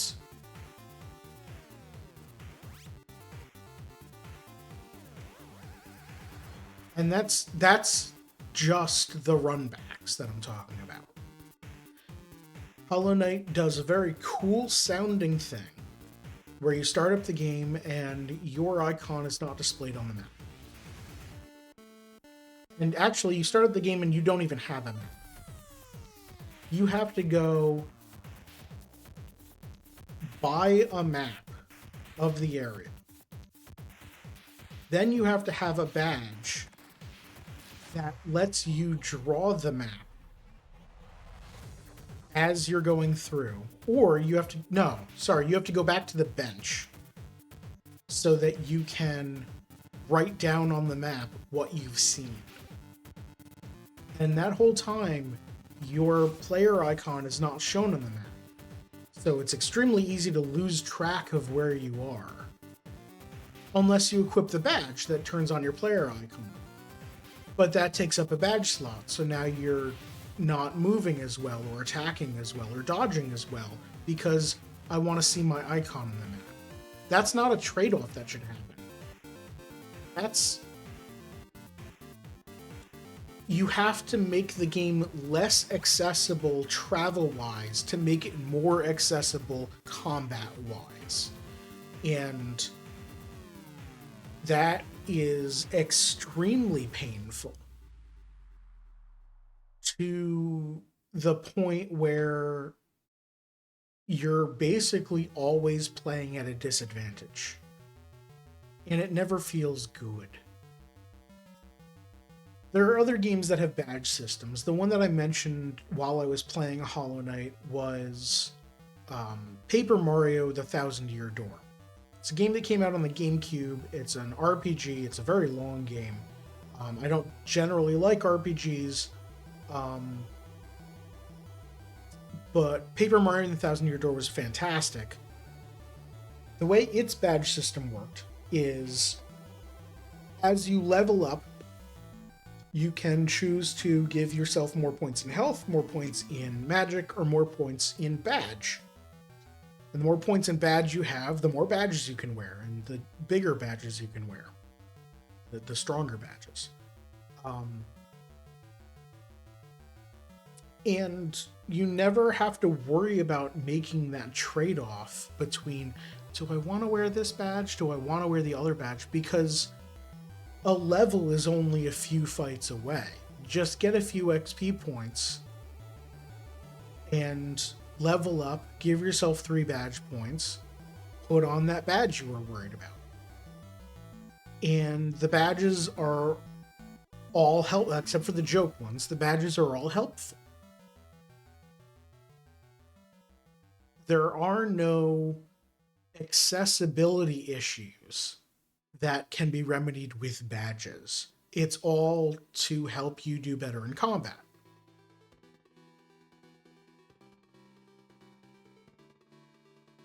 Hollow Knight making me choose between being able to read a map and being able to move across that map is absolutely not anything that feels good. It feels like the game is punishing me for no reason. which I guess is most of Hollow Knight. The combat, like the large fights and the runbacks, are just punishing for no reason.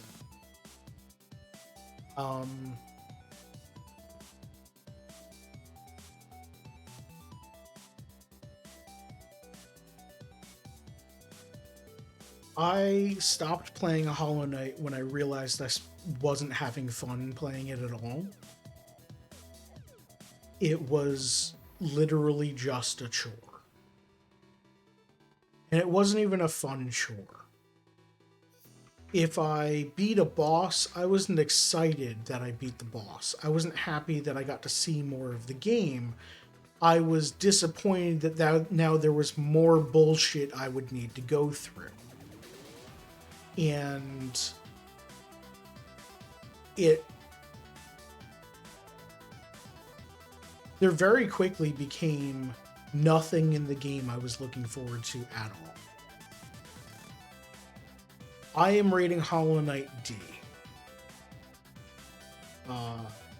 I absolutely hated playing it at the end.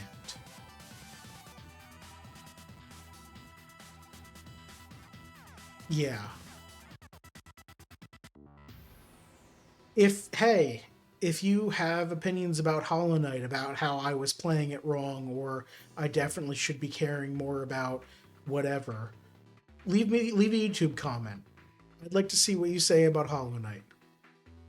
Worse than Mega Man X?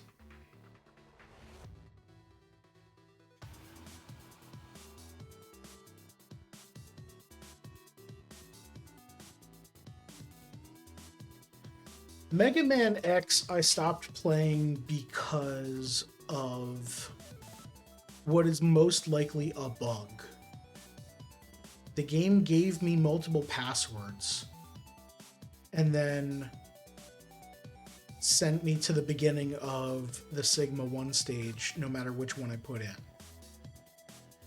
It could have been intended that they always send me back to Sigma 1. That doesn't really make sense.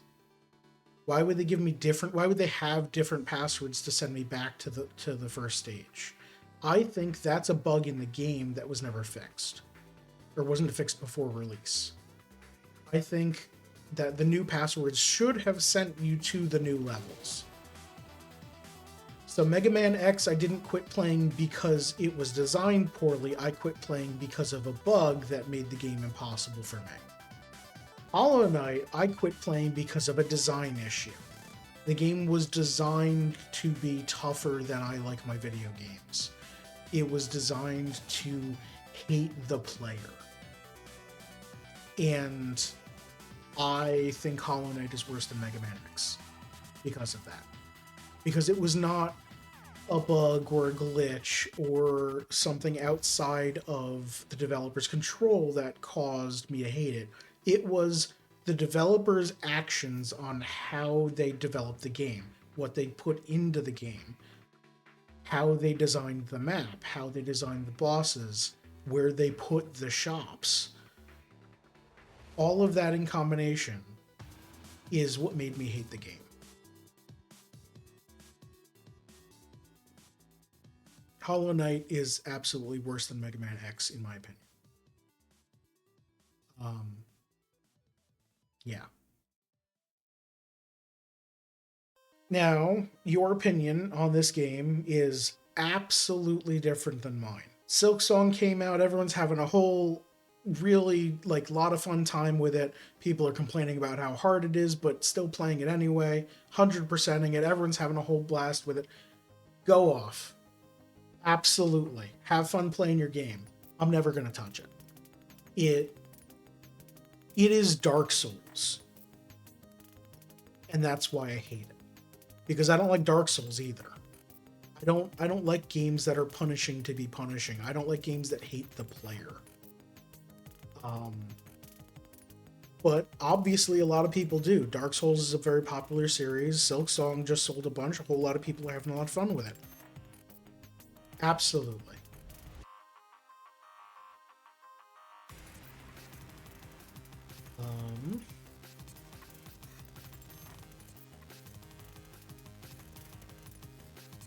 Played Bloodborne for 5 hours, died, had nothing to show for it, so I sold my PS4. Wow. Game made you rage quit you so hard you sold the console.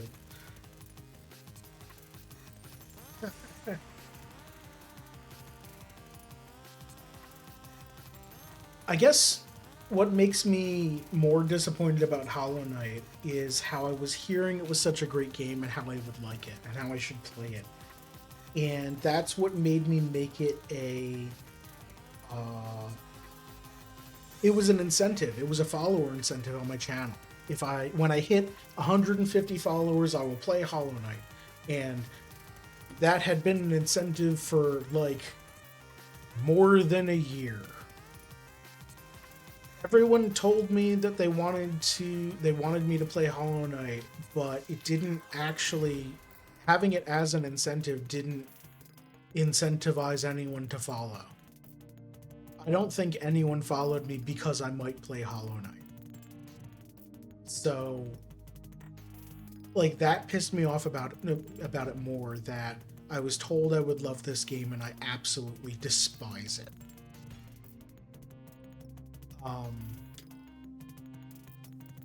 Anyway. So it is August 14th, August 13th, and I have a crazy idea. Actually, no, it was probably like August 6th, and I've got a crazy idea. The people who follow and like tune in for regular streams have a whole lot of channel points to spend. I want them to spend them. I don't want it to just be like, you can have a redeem to unlock an icon for 100 channel points. You're never going to do it. So I'm like, great. How can I make people spend points? How can I make people want to spend points?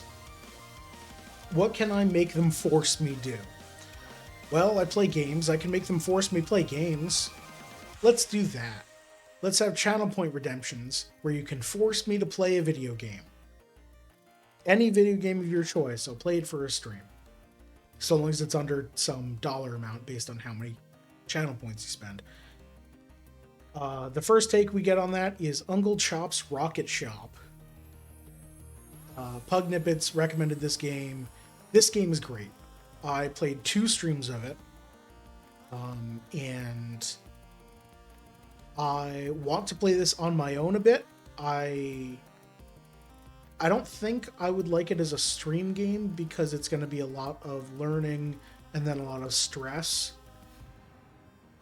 It's very... It's kind of keep talking and nobody explodes level of learning how the different machines work and the different tasks work, where you have to keep going back to a manual. Hey Destiny, how are you? Yeah, and there are definitely secrets and things to do, and it makes me want to explore it, but I don't have time to play games off stream anymore. Or if I don't have a lot of time. So I haven't gotten back to it. I'm going to put this at B. It's a game I want to get back to. I want to play more of it. I do like it. I did like the 2 streams I did of it.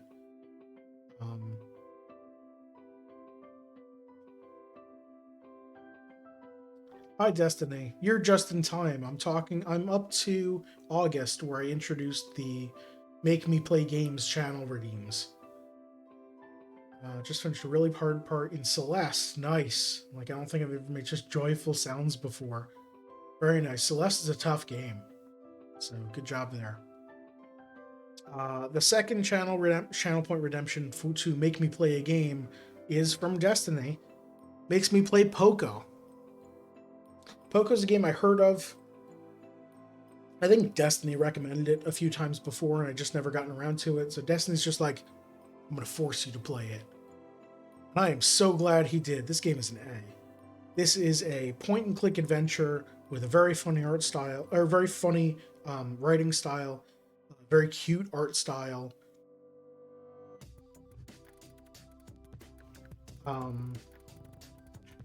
You're a clown who is expelled from clown school because you're not a good enough clown.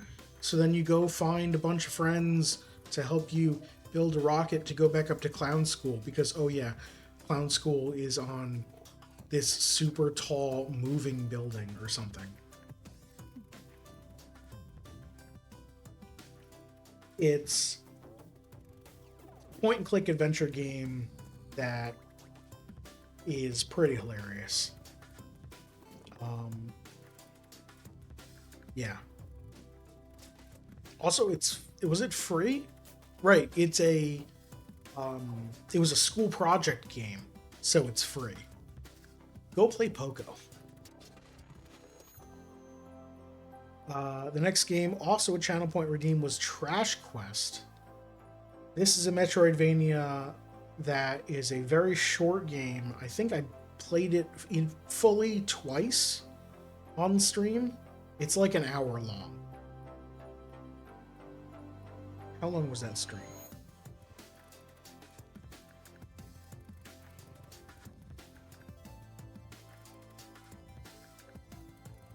Where was that stream? Here it is.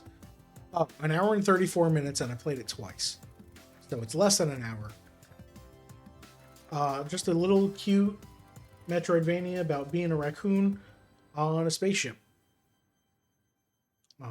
Yeah.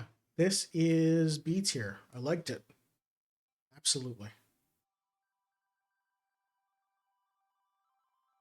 Where are we now? We had one Sunday with friends that we didn't know what we wanted to play. Someone recommended Deep Rock Galactic, and we played it. We played a lot of Deep Rock in 2024 and 2023, but we came back to it for like one stream in 2025, so I played it this year, so it counts. Deep Rock's a fun game. It's a shooter, which I'm not too fond of, but it's got some cool class-based mechanics and mission-based stuff, so it's not just about shooting. It's yet again another fun co-op game to just sit around with friends and talk with. I think I'll put this on B as well. I do like Deep Rock, but it's not my favorite of the hang around with friends games because it's a shooter. But it's pretty good.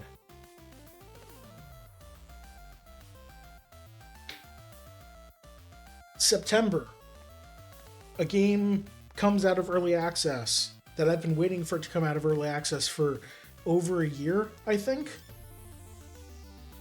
Hades 2. I absolutely loved Hades 1. I played a whole lot of it on stream. I don't think I played any of it off stream. But I played it using Games for Windows Live, which was what they called Game Pass. No, it was PC Game Pass by then. So I played using the PC version of Game Pass, which I then, 6 months after I stopped playing Hades, stopped paying for Game Pass and forgot to back up my Hades save. So my Hades 1 save is lost forever. So I was super anxious to get to play Hades 2. And it finally came out of early access. I knew that this is a game I didn't want to play early access because the story would be locked behind and, not finished. I'm glad I waited, but also I'm super happy that I was able to play it. Hades 2 is fantastic. If you're not familiar, it's a hack and slash roguelike where you are, in this game, trying to break into the layer of hell that Kronos, the Titan of Time, has taken over.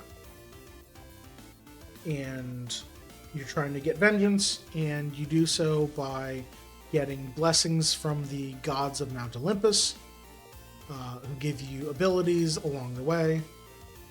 And the abilities you get and the gods that you meet on each run are randomized, roguelike fashion. you die, you get sent back to the start and try again. I do like the witchcraft theme of the Hades 2 protagonist and the regulars she keeps with. It's, I don't know how to describe it. I just like the aesthetic and the feeling of like, yo, I'm just this witch. And I can do like some witchcraft, but I'm not great at it. But I've got the blessings of the gods, so I'm gonna go fight the Titan of Time. I very, very much like that. Hades is an S tier game. I want to play more Hades. I know I've beaten it once, which is not actually beaten it because I haven't seen credits. So I'll be going back to that at some point. Then I wanted to play some weird indie games, so I played a weird indie game. Nubby's Number Factory. Nubby's Number Factory is a very weird indie game about making numbers in a factory via Plinko. Kind of. Well, I guess it's more Peggle. What a game name? Yeah. It's more Peggle. You shoot your ball down at all the pegs, and you're trying to get the highest score possible, of course. It's got roguelike mechanics where the higher your score, the more money you earn, and then you can buy things at a shop, buy upgrades, and make your ball better, and make the pegs better, and then it kind of compounds and compounds until eventually the requirement you need is so high that you lose, get sent back to the start and do it again. There's a lot more to unlock in this game that I haven't seen yet, so I do want to get back to it, but this is definitely an A game. Definitely check it out. Also, its art style. I haven't talked about this stream. Nubby's Number Factory's art style is very, very obviously that the developer of the game made all of the assets for the game. Every single model in the game, the developer made. Absolutely nothing is taken from a game asset store or brought in from anything else. It's all like super primitive shapes made in probably Blender, brought into the game, and that's it. Like given a single solid color and then lighting. It's got a very 1990s computer graphics style, and it's amazing because of it. I guess Nubby's Number Factory is the second game on this list where I'm gonna say, hey devs, if you want to, you don't need to make a game that's super realistic. You can make a game that's super stylized. Dungeons of Hinterberg is a very beautiful game. Nubby's Number Factory is a very weird game, and it is stylized to be that way. And it's so deliberately mediocre in its style that it's beautiful. It's like as a whole. Nubby's Number Factory sounds like the name of an obscure British kids TV show. I'm pretty sure that is on purpose.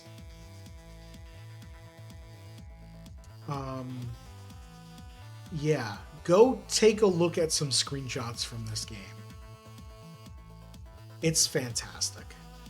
Also, it's a pretty great Peggle clone. in case you're looking for a Peggle clone.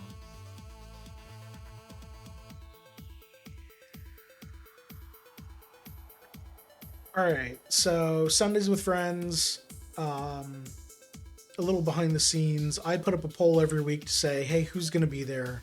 People vote, yes, I'll be there. And then on Saturday, we figure out what we're going to play. Sometimes I put in the poll like, hey, what games would you want to play? And people are like, yeah, I'll play this, whatever. On October 19th, we had a game lined up, ready to go. On October 18th of the Saturday before.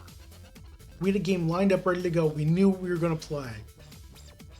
And I just post to the Discord, we're not playing that. Go download Cheese Rolling. It's free. Cheese Rolling is the opposite of what I just said with Nubby's Number Factory. It is all assets from an asset store. It is basically one person is the cheese, and no, it's not always one person's cheese, right? The basic one is a wheel of cheese is rolling down a hill, and you are a ragdoll of this character. You can propel yourself forward somehow, so you're just flopping over yourself down this hill, racing against your competitors, trying to catch the cheese before them. And it is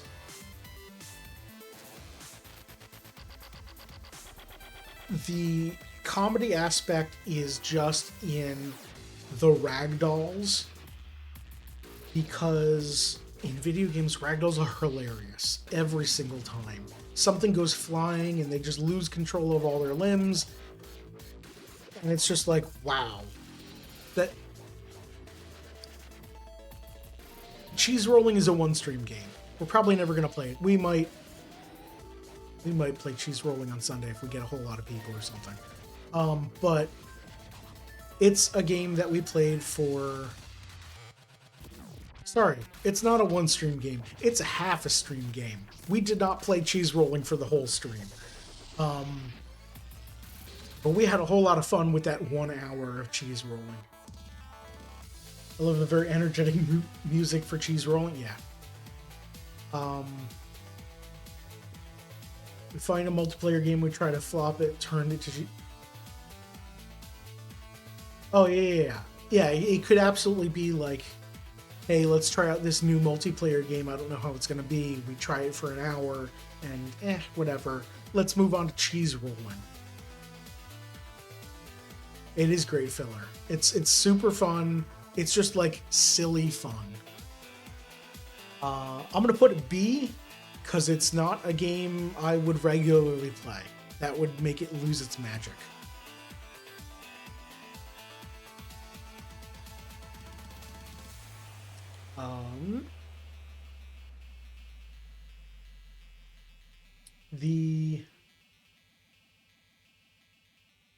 If I play the game when you also do it IRL, I would break so many bones. All of my bones would be broken. I don't know. I want to control a ragdoll.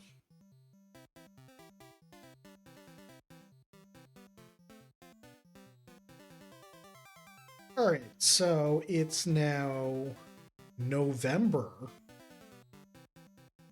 Somehow.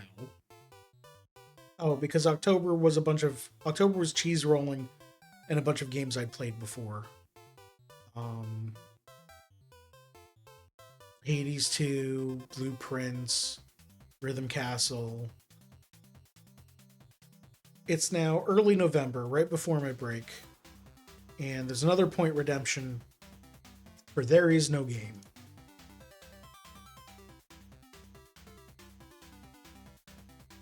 Like put a string on the cheese and then pull it away as it's rolling. Great, make me break my ankles even harder.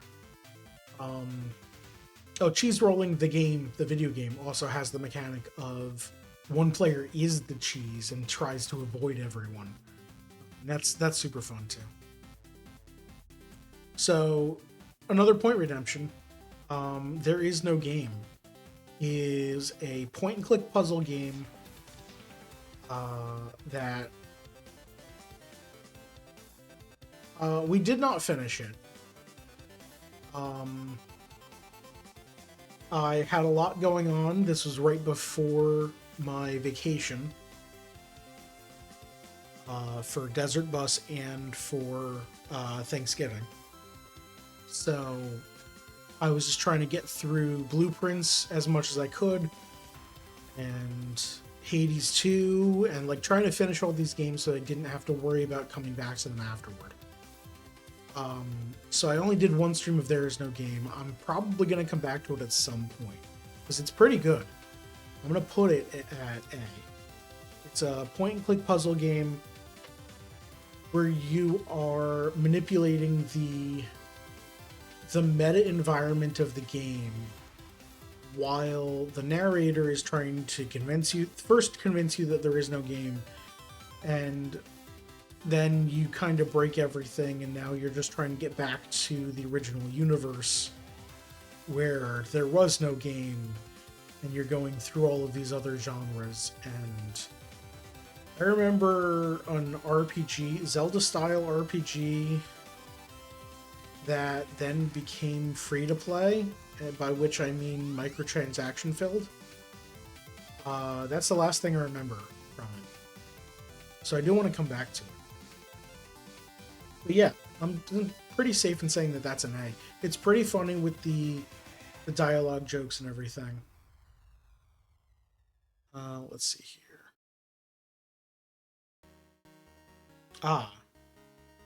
Then I had a stream where I didn't want to do much. I think this was a bonus stream.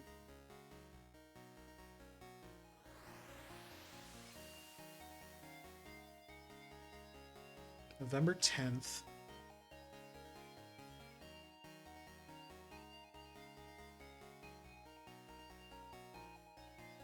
I don't remember what it was. It was a stream where I just wanted to play a lot of Game Boy games. So I played a lot of Game Boy games. They're all games I played, so they all count. Super Mario Land. I had this game on the original Game Boy. I played it a lot. It's very short, though. But I guess it had to be. It was a launch title for the Game Boy. And there was no battery backup back then. So you had to be able to beat it in one sitting. The game's like a B. It's good. If you can play it for free, I recommend it. This is the post-DB stream. No, this is...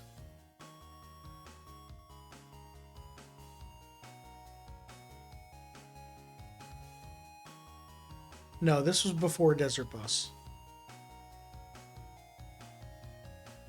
Because after Game Boy stream was Mario 64 Bingo, and then my final Blueprints stream. And then the long break for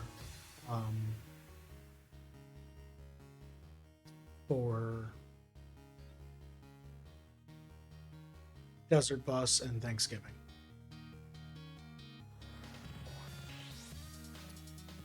Then I was looking around in the Game Boy games, even just the ones on Switch, and I saw Mega Man. I'm like, great, I'll play Mega Man. It's Mega Man. It's less than Mega Man. They took Mega Man 1 and they cut out about a half of it from what I could tell.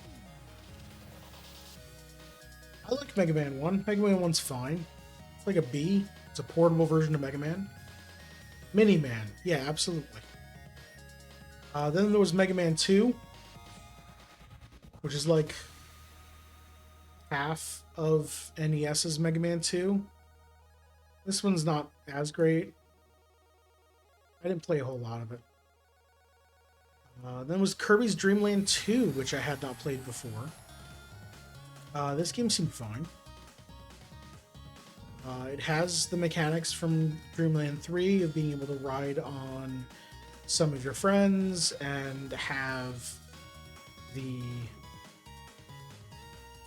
Kirby power-ups, and they interact differently depending on which friend you have. It's fine. I don't know that I want to play more of it. Actually, I kind of want to play a little more of it, so let's put it here.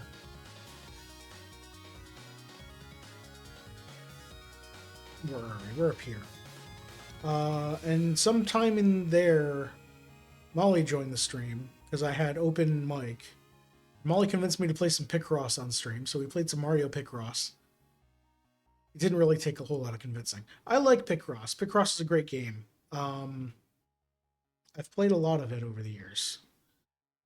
A lot of it. A lot of it. Mario's Picross is okay.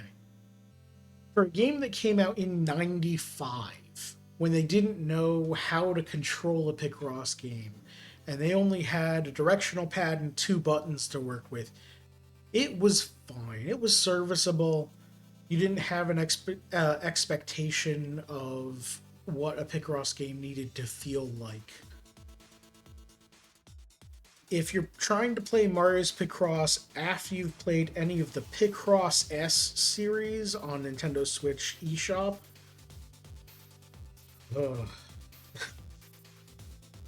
it is slow, it is temperamental, direction buttons don't always work, it is hard to mark squares sometimes. It is a serviceable version of Picross. You probably can find a phone app that works better. If you're trying to play Picross on the Switch, go get any of the Picross S games. They're on sale all the time. They should be like $4, and there's a bunch of puzzles in them. I think I've played up to Picross S4. I think they're up to Picross S9. Yeah, they're great. Or play one of the like Picross / detective games, or Hatsune Miku Picross games, or there are plenty of them. I think I had on my phone was it a Konami version? I think it was a Konami Picross game where you would make things from Konami games.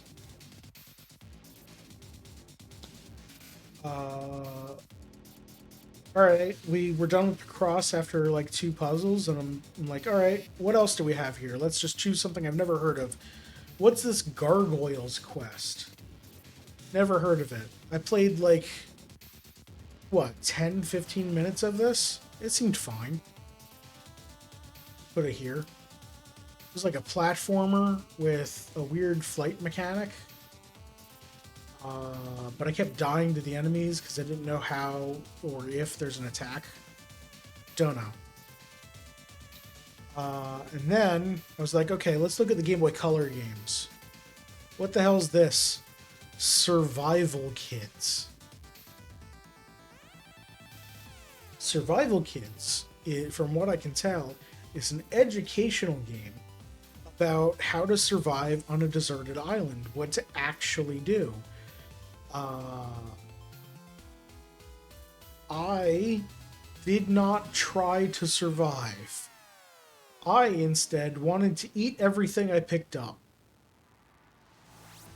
What's this? Oh, it's a leaf. I'll try to eat it. Oh, I'm sick.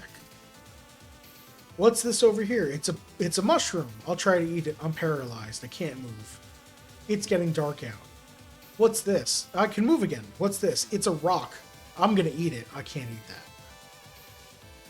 That's how I played Survival Kids, and it was pretty funny.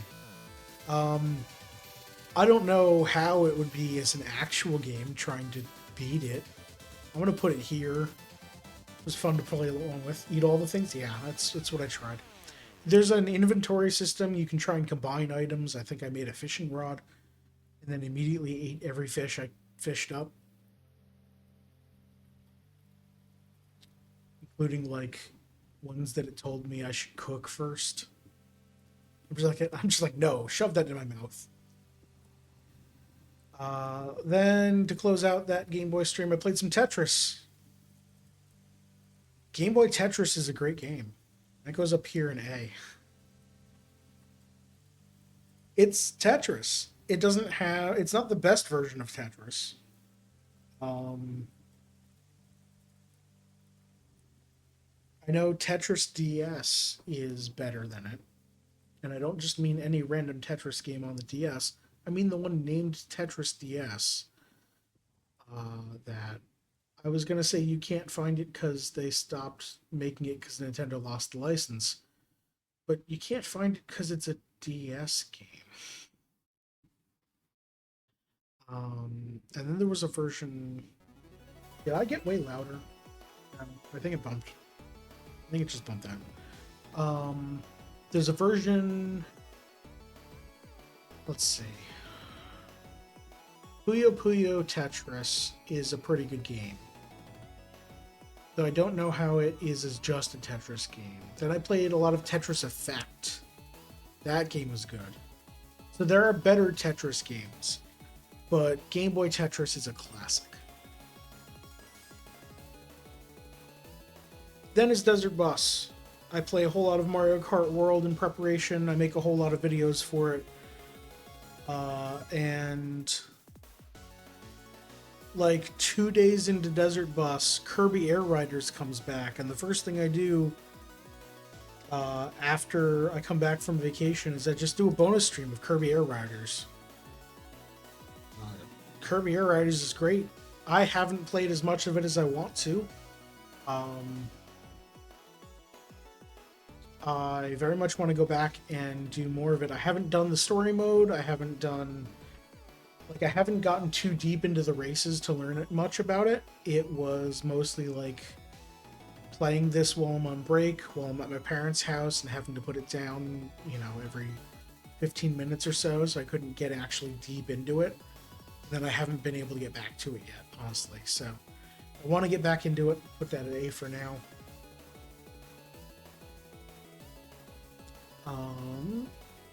Another redeem. Molly redeems Islands of Insight, which is fine.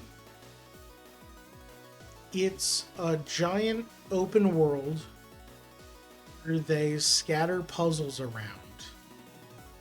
Some of those puzzles are cool. A lot of them are simple. Although it's just because I'm early in the game. A lot of them aren't puzzles. There's one where you just have to look at two blocks that have the same shape. One that you just find something that's invisible until you get close to it, and then you get close to it and touch it, and you win that puzzle.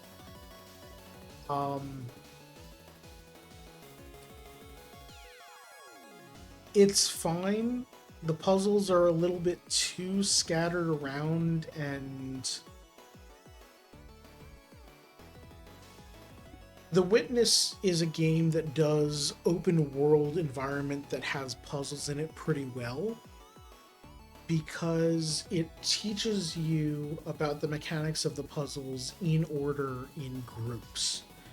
You'll come across a board that'll have 6 puzzles on it, and they're all related to each other. It starts out simple, and it's a progression to teach you about the mechanics of how this specific puzzle works. And then you do all those puzzles, and it unlocks a door to open up to an area where you're just working on those style of puzzles. And then you go to another section of this world, and you find a different board with a different style of puzzles, and you work on that, open a door to a different open world section with just those style of puzzles. And eventually you start finding styles where they combine these into multiple. does it in a way where it guides you along and feels natural. If you solve a type of puzzle and you like it, you want to solve more of those puzzles, you want it to get slightly harder, and then you want to solve a whole room full of those puzzles, and you can just do that. Islands Insight doesn't have that. The puzzles that are scattered around are random. There's one where you need to line up a bunch of objects so that they look like a circle, and right next to it is one where you fill in this Nurikabe puzzle so that you don't have any any black 2x2 sections or any white 2x2 sections. And then you link two blocks together, and then you find a hidden gate, and none of it's connected. You don't do a sequence of puzzles. You just do a bunch of random separate puzzles. And it's fine if you want to solve a bunch of random puzzles in no order.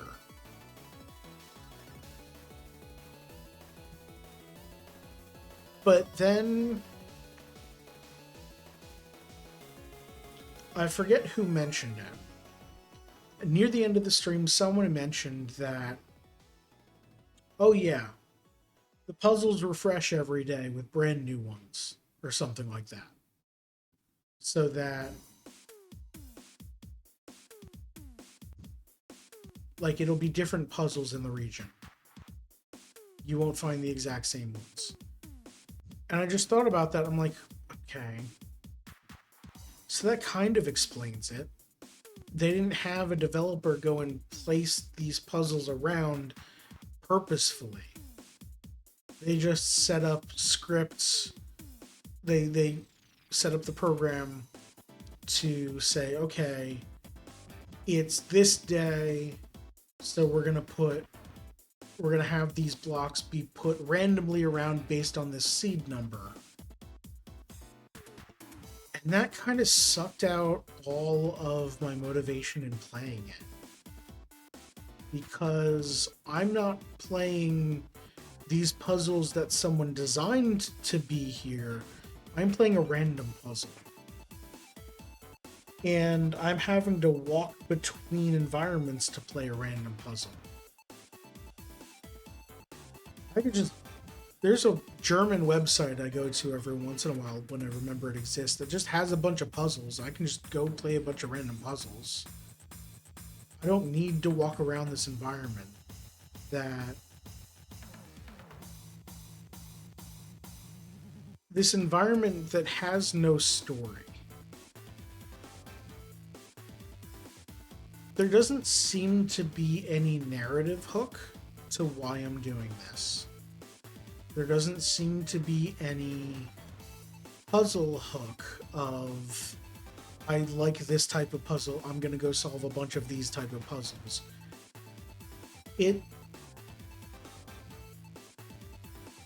The hook for the game to keep you interested might have been that it was an MMORPG. That you were supposed to be in this environment with other people. You have a cool avatar while doing it, I guess.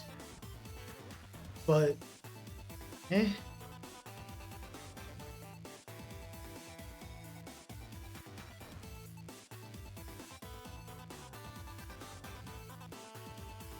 And I'm thinking about, like, this is an MMORPG that they shut down the servers for because not enough people played it. So you now weren't in the same environment as anyone else, you're just playing single player. But I don't think having other people run around this world solving these puzzles would have added enough to the game. I think it's a very disjointed puzzle game. It doesn't feel... There's no cohesion in anything. Nothing feels together. I'm only solving these puzzles in this region because there's a lock over there that says I can't progress until I solve 12 more puzzles. So I'm not sure that it's a good puzzle game. I think There are a lot better puzzle games out there that are designed to be better puzzle games. Straight to top of S tier, character customizers are only in the best games. I could just play The Sims if I wanted a character customizer. Heck, I could go on... Does Newgrounds still exist? Do they still have Flash games that you can just customize characters and that's the whole extent of the game? There's a whole website around making custom avatars that people... what is it? Is it Pit Crew? Is that it? Yeah, I could just go to Pit Crew and make characters.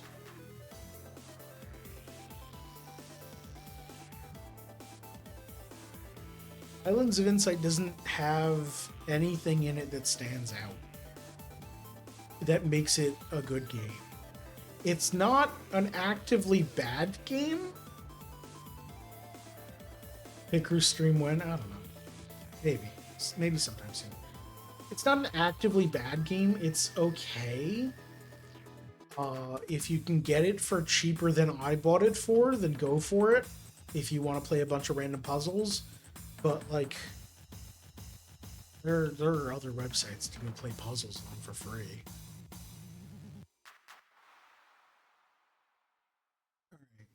Alright.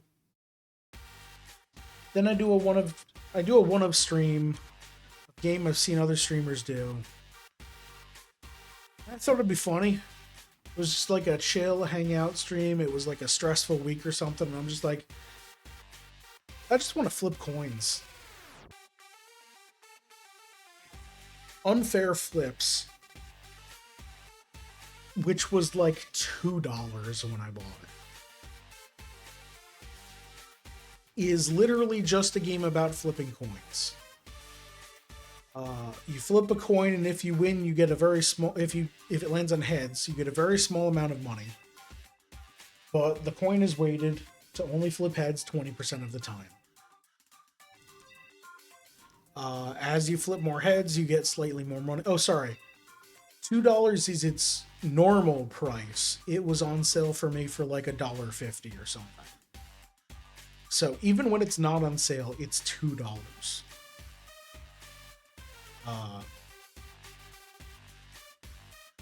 Yeah, go buy it if you want to flip a coin. It's a very simple game, and you're just trying to get heads 10 times in a row. Sil, hi, how are you? How have you been? Thank you. It's technically not 5 years until Friday, the 2nd. Yeah, but I got a balloon, and I got a cupcake that I ate half of, and a candle that has too much glitter on it. I shouldn't have touched it. Heck. Oh.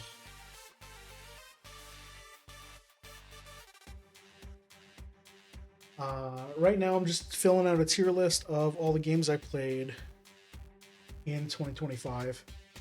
I'm almost at the end of 2025. Unfair Flips was that this month? Yeah, December 5th.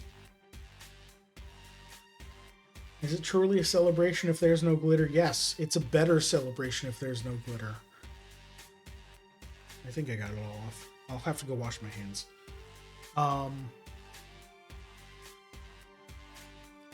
Yeah, Unfair Flips is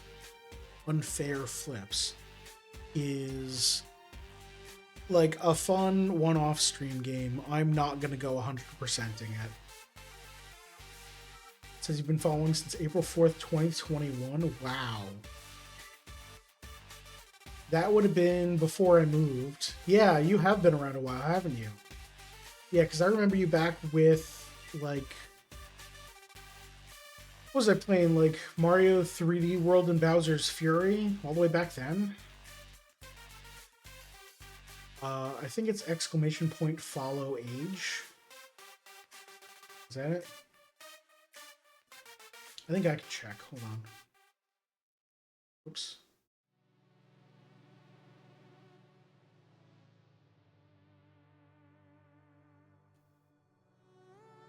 I like that it's precise to the hours.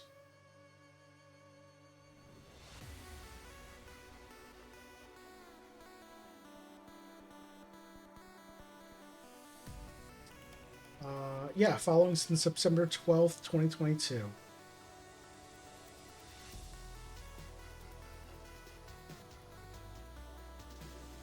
I think the discrepancy between Destiny and me is because Destiny lives in the Uck. That's absolutely a dateline or a time zone thing.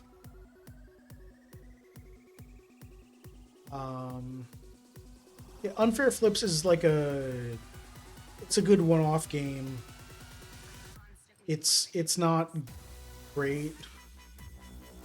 Let's put it at C. Ooh, December 10th. Game that's been on my wish list for like 6 years comes out. Rhythm Doctor. Oh no. Sill's actually looking at the list, isn't I put Emerald at C because I don't like RPGs. And the aspect that draws me into Pokemon games is seeing Pokemon exist and interact with themselves and other Pokemon, and the environment. Pokemon Snap, I will play every day of the week. Pokemon Sleep, like there are a lot of different Pokemon games, like sub games, like Pokemon Arceus. Seeing Pokemon just out in the wild, living their life. I liked those games. Pokemon Emerald is an RPG where your party members have elemental affinities and elemental moves, and they might as well all be humans.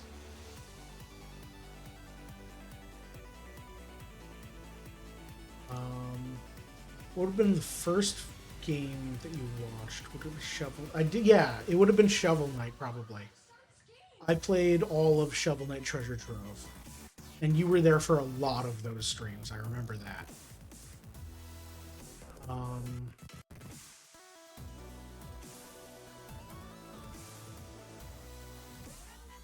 That would have been it, yeah. Anyway, Rhythm Doctor. Rhythm Doctor is a game I've been looking forward to for years, since I saw a demo of it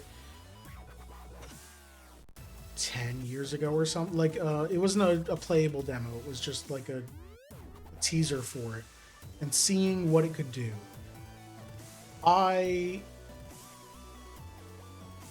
Rhythm Doctor is wild. It is a fantastic rhythm game. It is a super simple rhythm game where you're pressing one button to the beat. I'm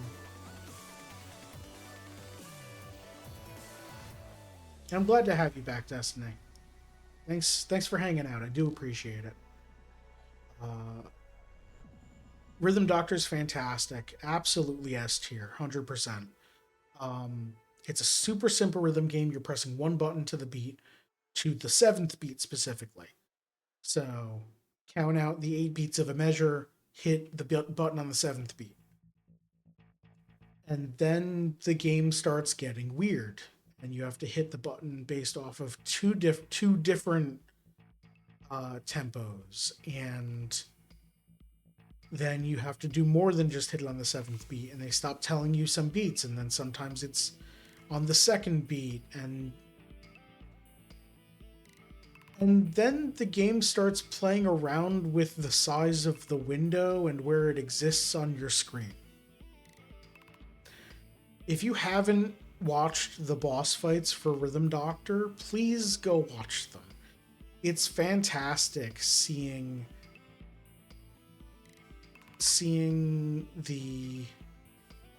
what they do with timing where the window is on screen with what is going on in game.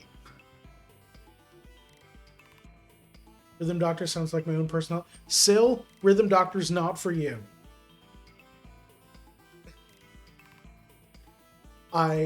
It's you would have so many issues with because I know you have like sensory issues with fast moving things. It's super simple in its control style, but everything about the visuals would drive you insane. Um if you want to go back and watch my VOD of me playing it, please do so, but do it with caution. Don't forget my tab moving shenanigans. Yeah, it's Rhythm Doctor is great. If you like rhythm games, you should play Rhythm Doctor. Absolutely, 100%. And then we're at the last game I've played this year.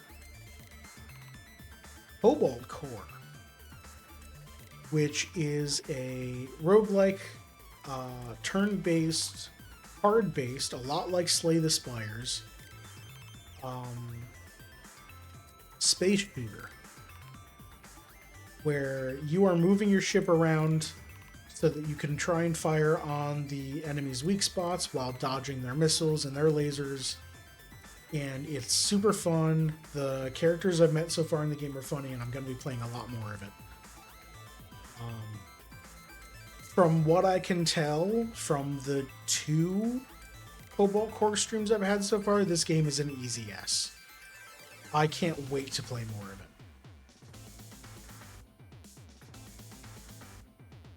it. And that's my tier list.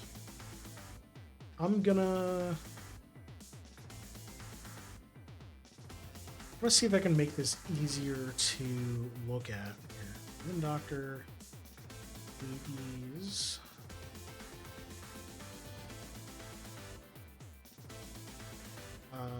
Let's move. Yeah, let's just move. Oh. Back to this.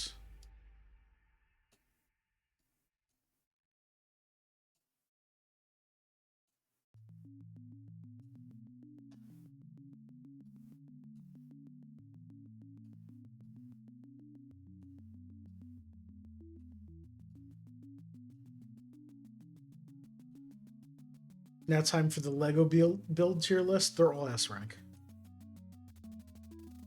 That's not true. I've had, when I did like the freebie Easter kits, those are not S tier. Those are like B tier.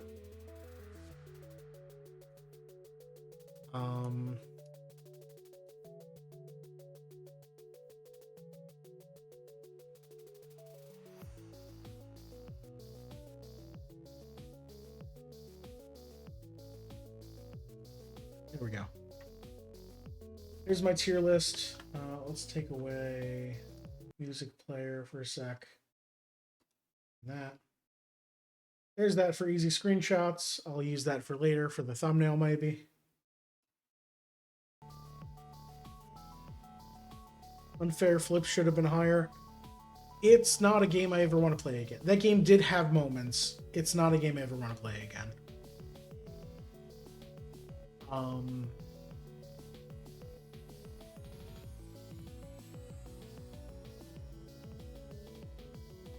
I'd be fine if I never played any of the games in C tier again. B tier definitely has games that I want to play again.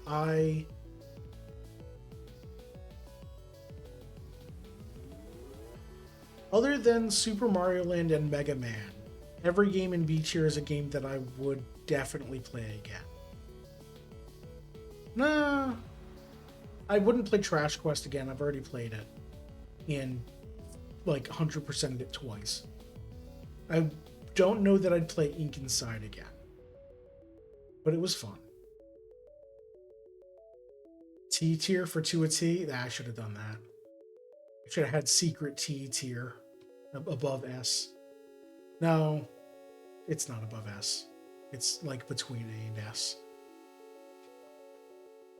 Anyway, that's my tier list for games I streamed in 2025. And that was definitely fun to go back through all that stuff. Thank you everyone for watching. I do appreciate it. We're not done with the celebration yet. We got 4 more days of this coming up. Tomorrow, I'm going to be doing, starting at 3 p.m. The rest of these streams start at 3 p.m., which is 3 hours earlier than normal. I'm going to be starting my Megathlon for Mario Kart World, where I'm racing every one of Mario Kart's 106 routes against the hardest bots. And I've got a challenge system now to make it even harder for me, where if I don't complete the challenges, I don't get full points. So that will definitely be fun. And I say that I'm going to be recording these on Thursday and Friday because they will go up on YouTube just like the Season 0 ones as their own individual standalone videos. So the stream is going to be a little bit rough. It's going to be me maybe like writing the 10 seconds of script for the beginning of a each day event, and then if something happens with the bingo board that I'm using for the challenges, maybe I'll need to restart or something. Some number of issues could happen, so you get to see the making of the process of me recording these videos on Thursday and Friday. On Saturday is Super Mario 64 Day, where I'll be doing speed runs, bingo boards, challenges, whatever else I can come up with. I am mostly doing this a full day because I want to get somewhat consistent at Mario 64 speed runs. I've done a few off stream and I found my times to be wildly inconsistent to the point where I got a new personal best and I don't know how I did that. So I want to get my personal best down to a good number for me and get more consistent at it. And then on Sunday, it's Sunday with Friends Extravaganza. People are going to be joining. I'm going to have an open Discord for all my friends. Whoever joins, we can talk about what games we're going to play. It's going to be, I presume it's going to be Repo, Peak, Played Up, maybe Cheese Rolling. Who knows? A lot of games like that. So tune in for all that. But that's going to do it for tonight. Thank you everyone for watching. I appreciate it. I'm going to eat more of this cupcake. Have a good one. I'll see you all later.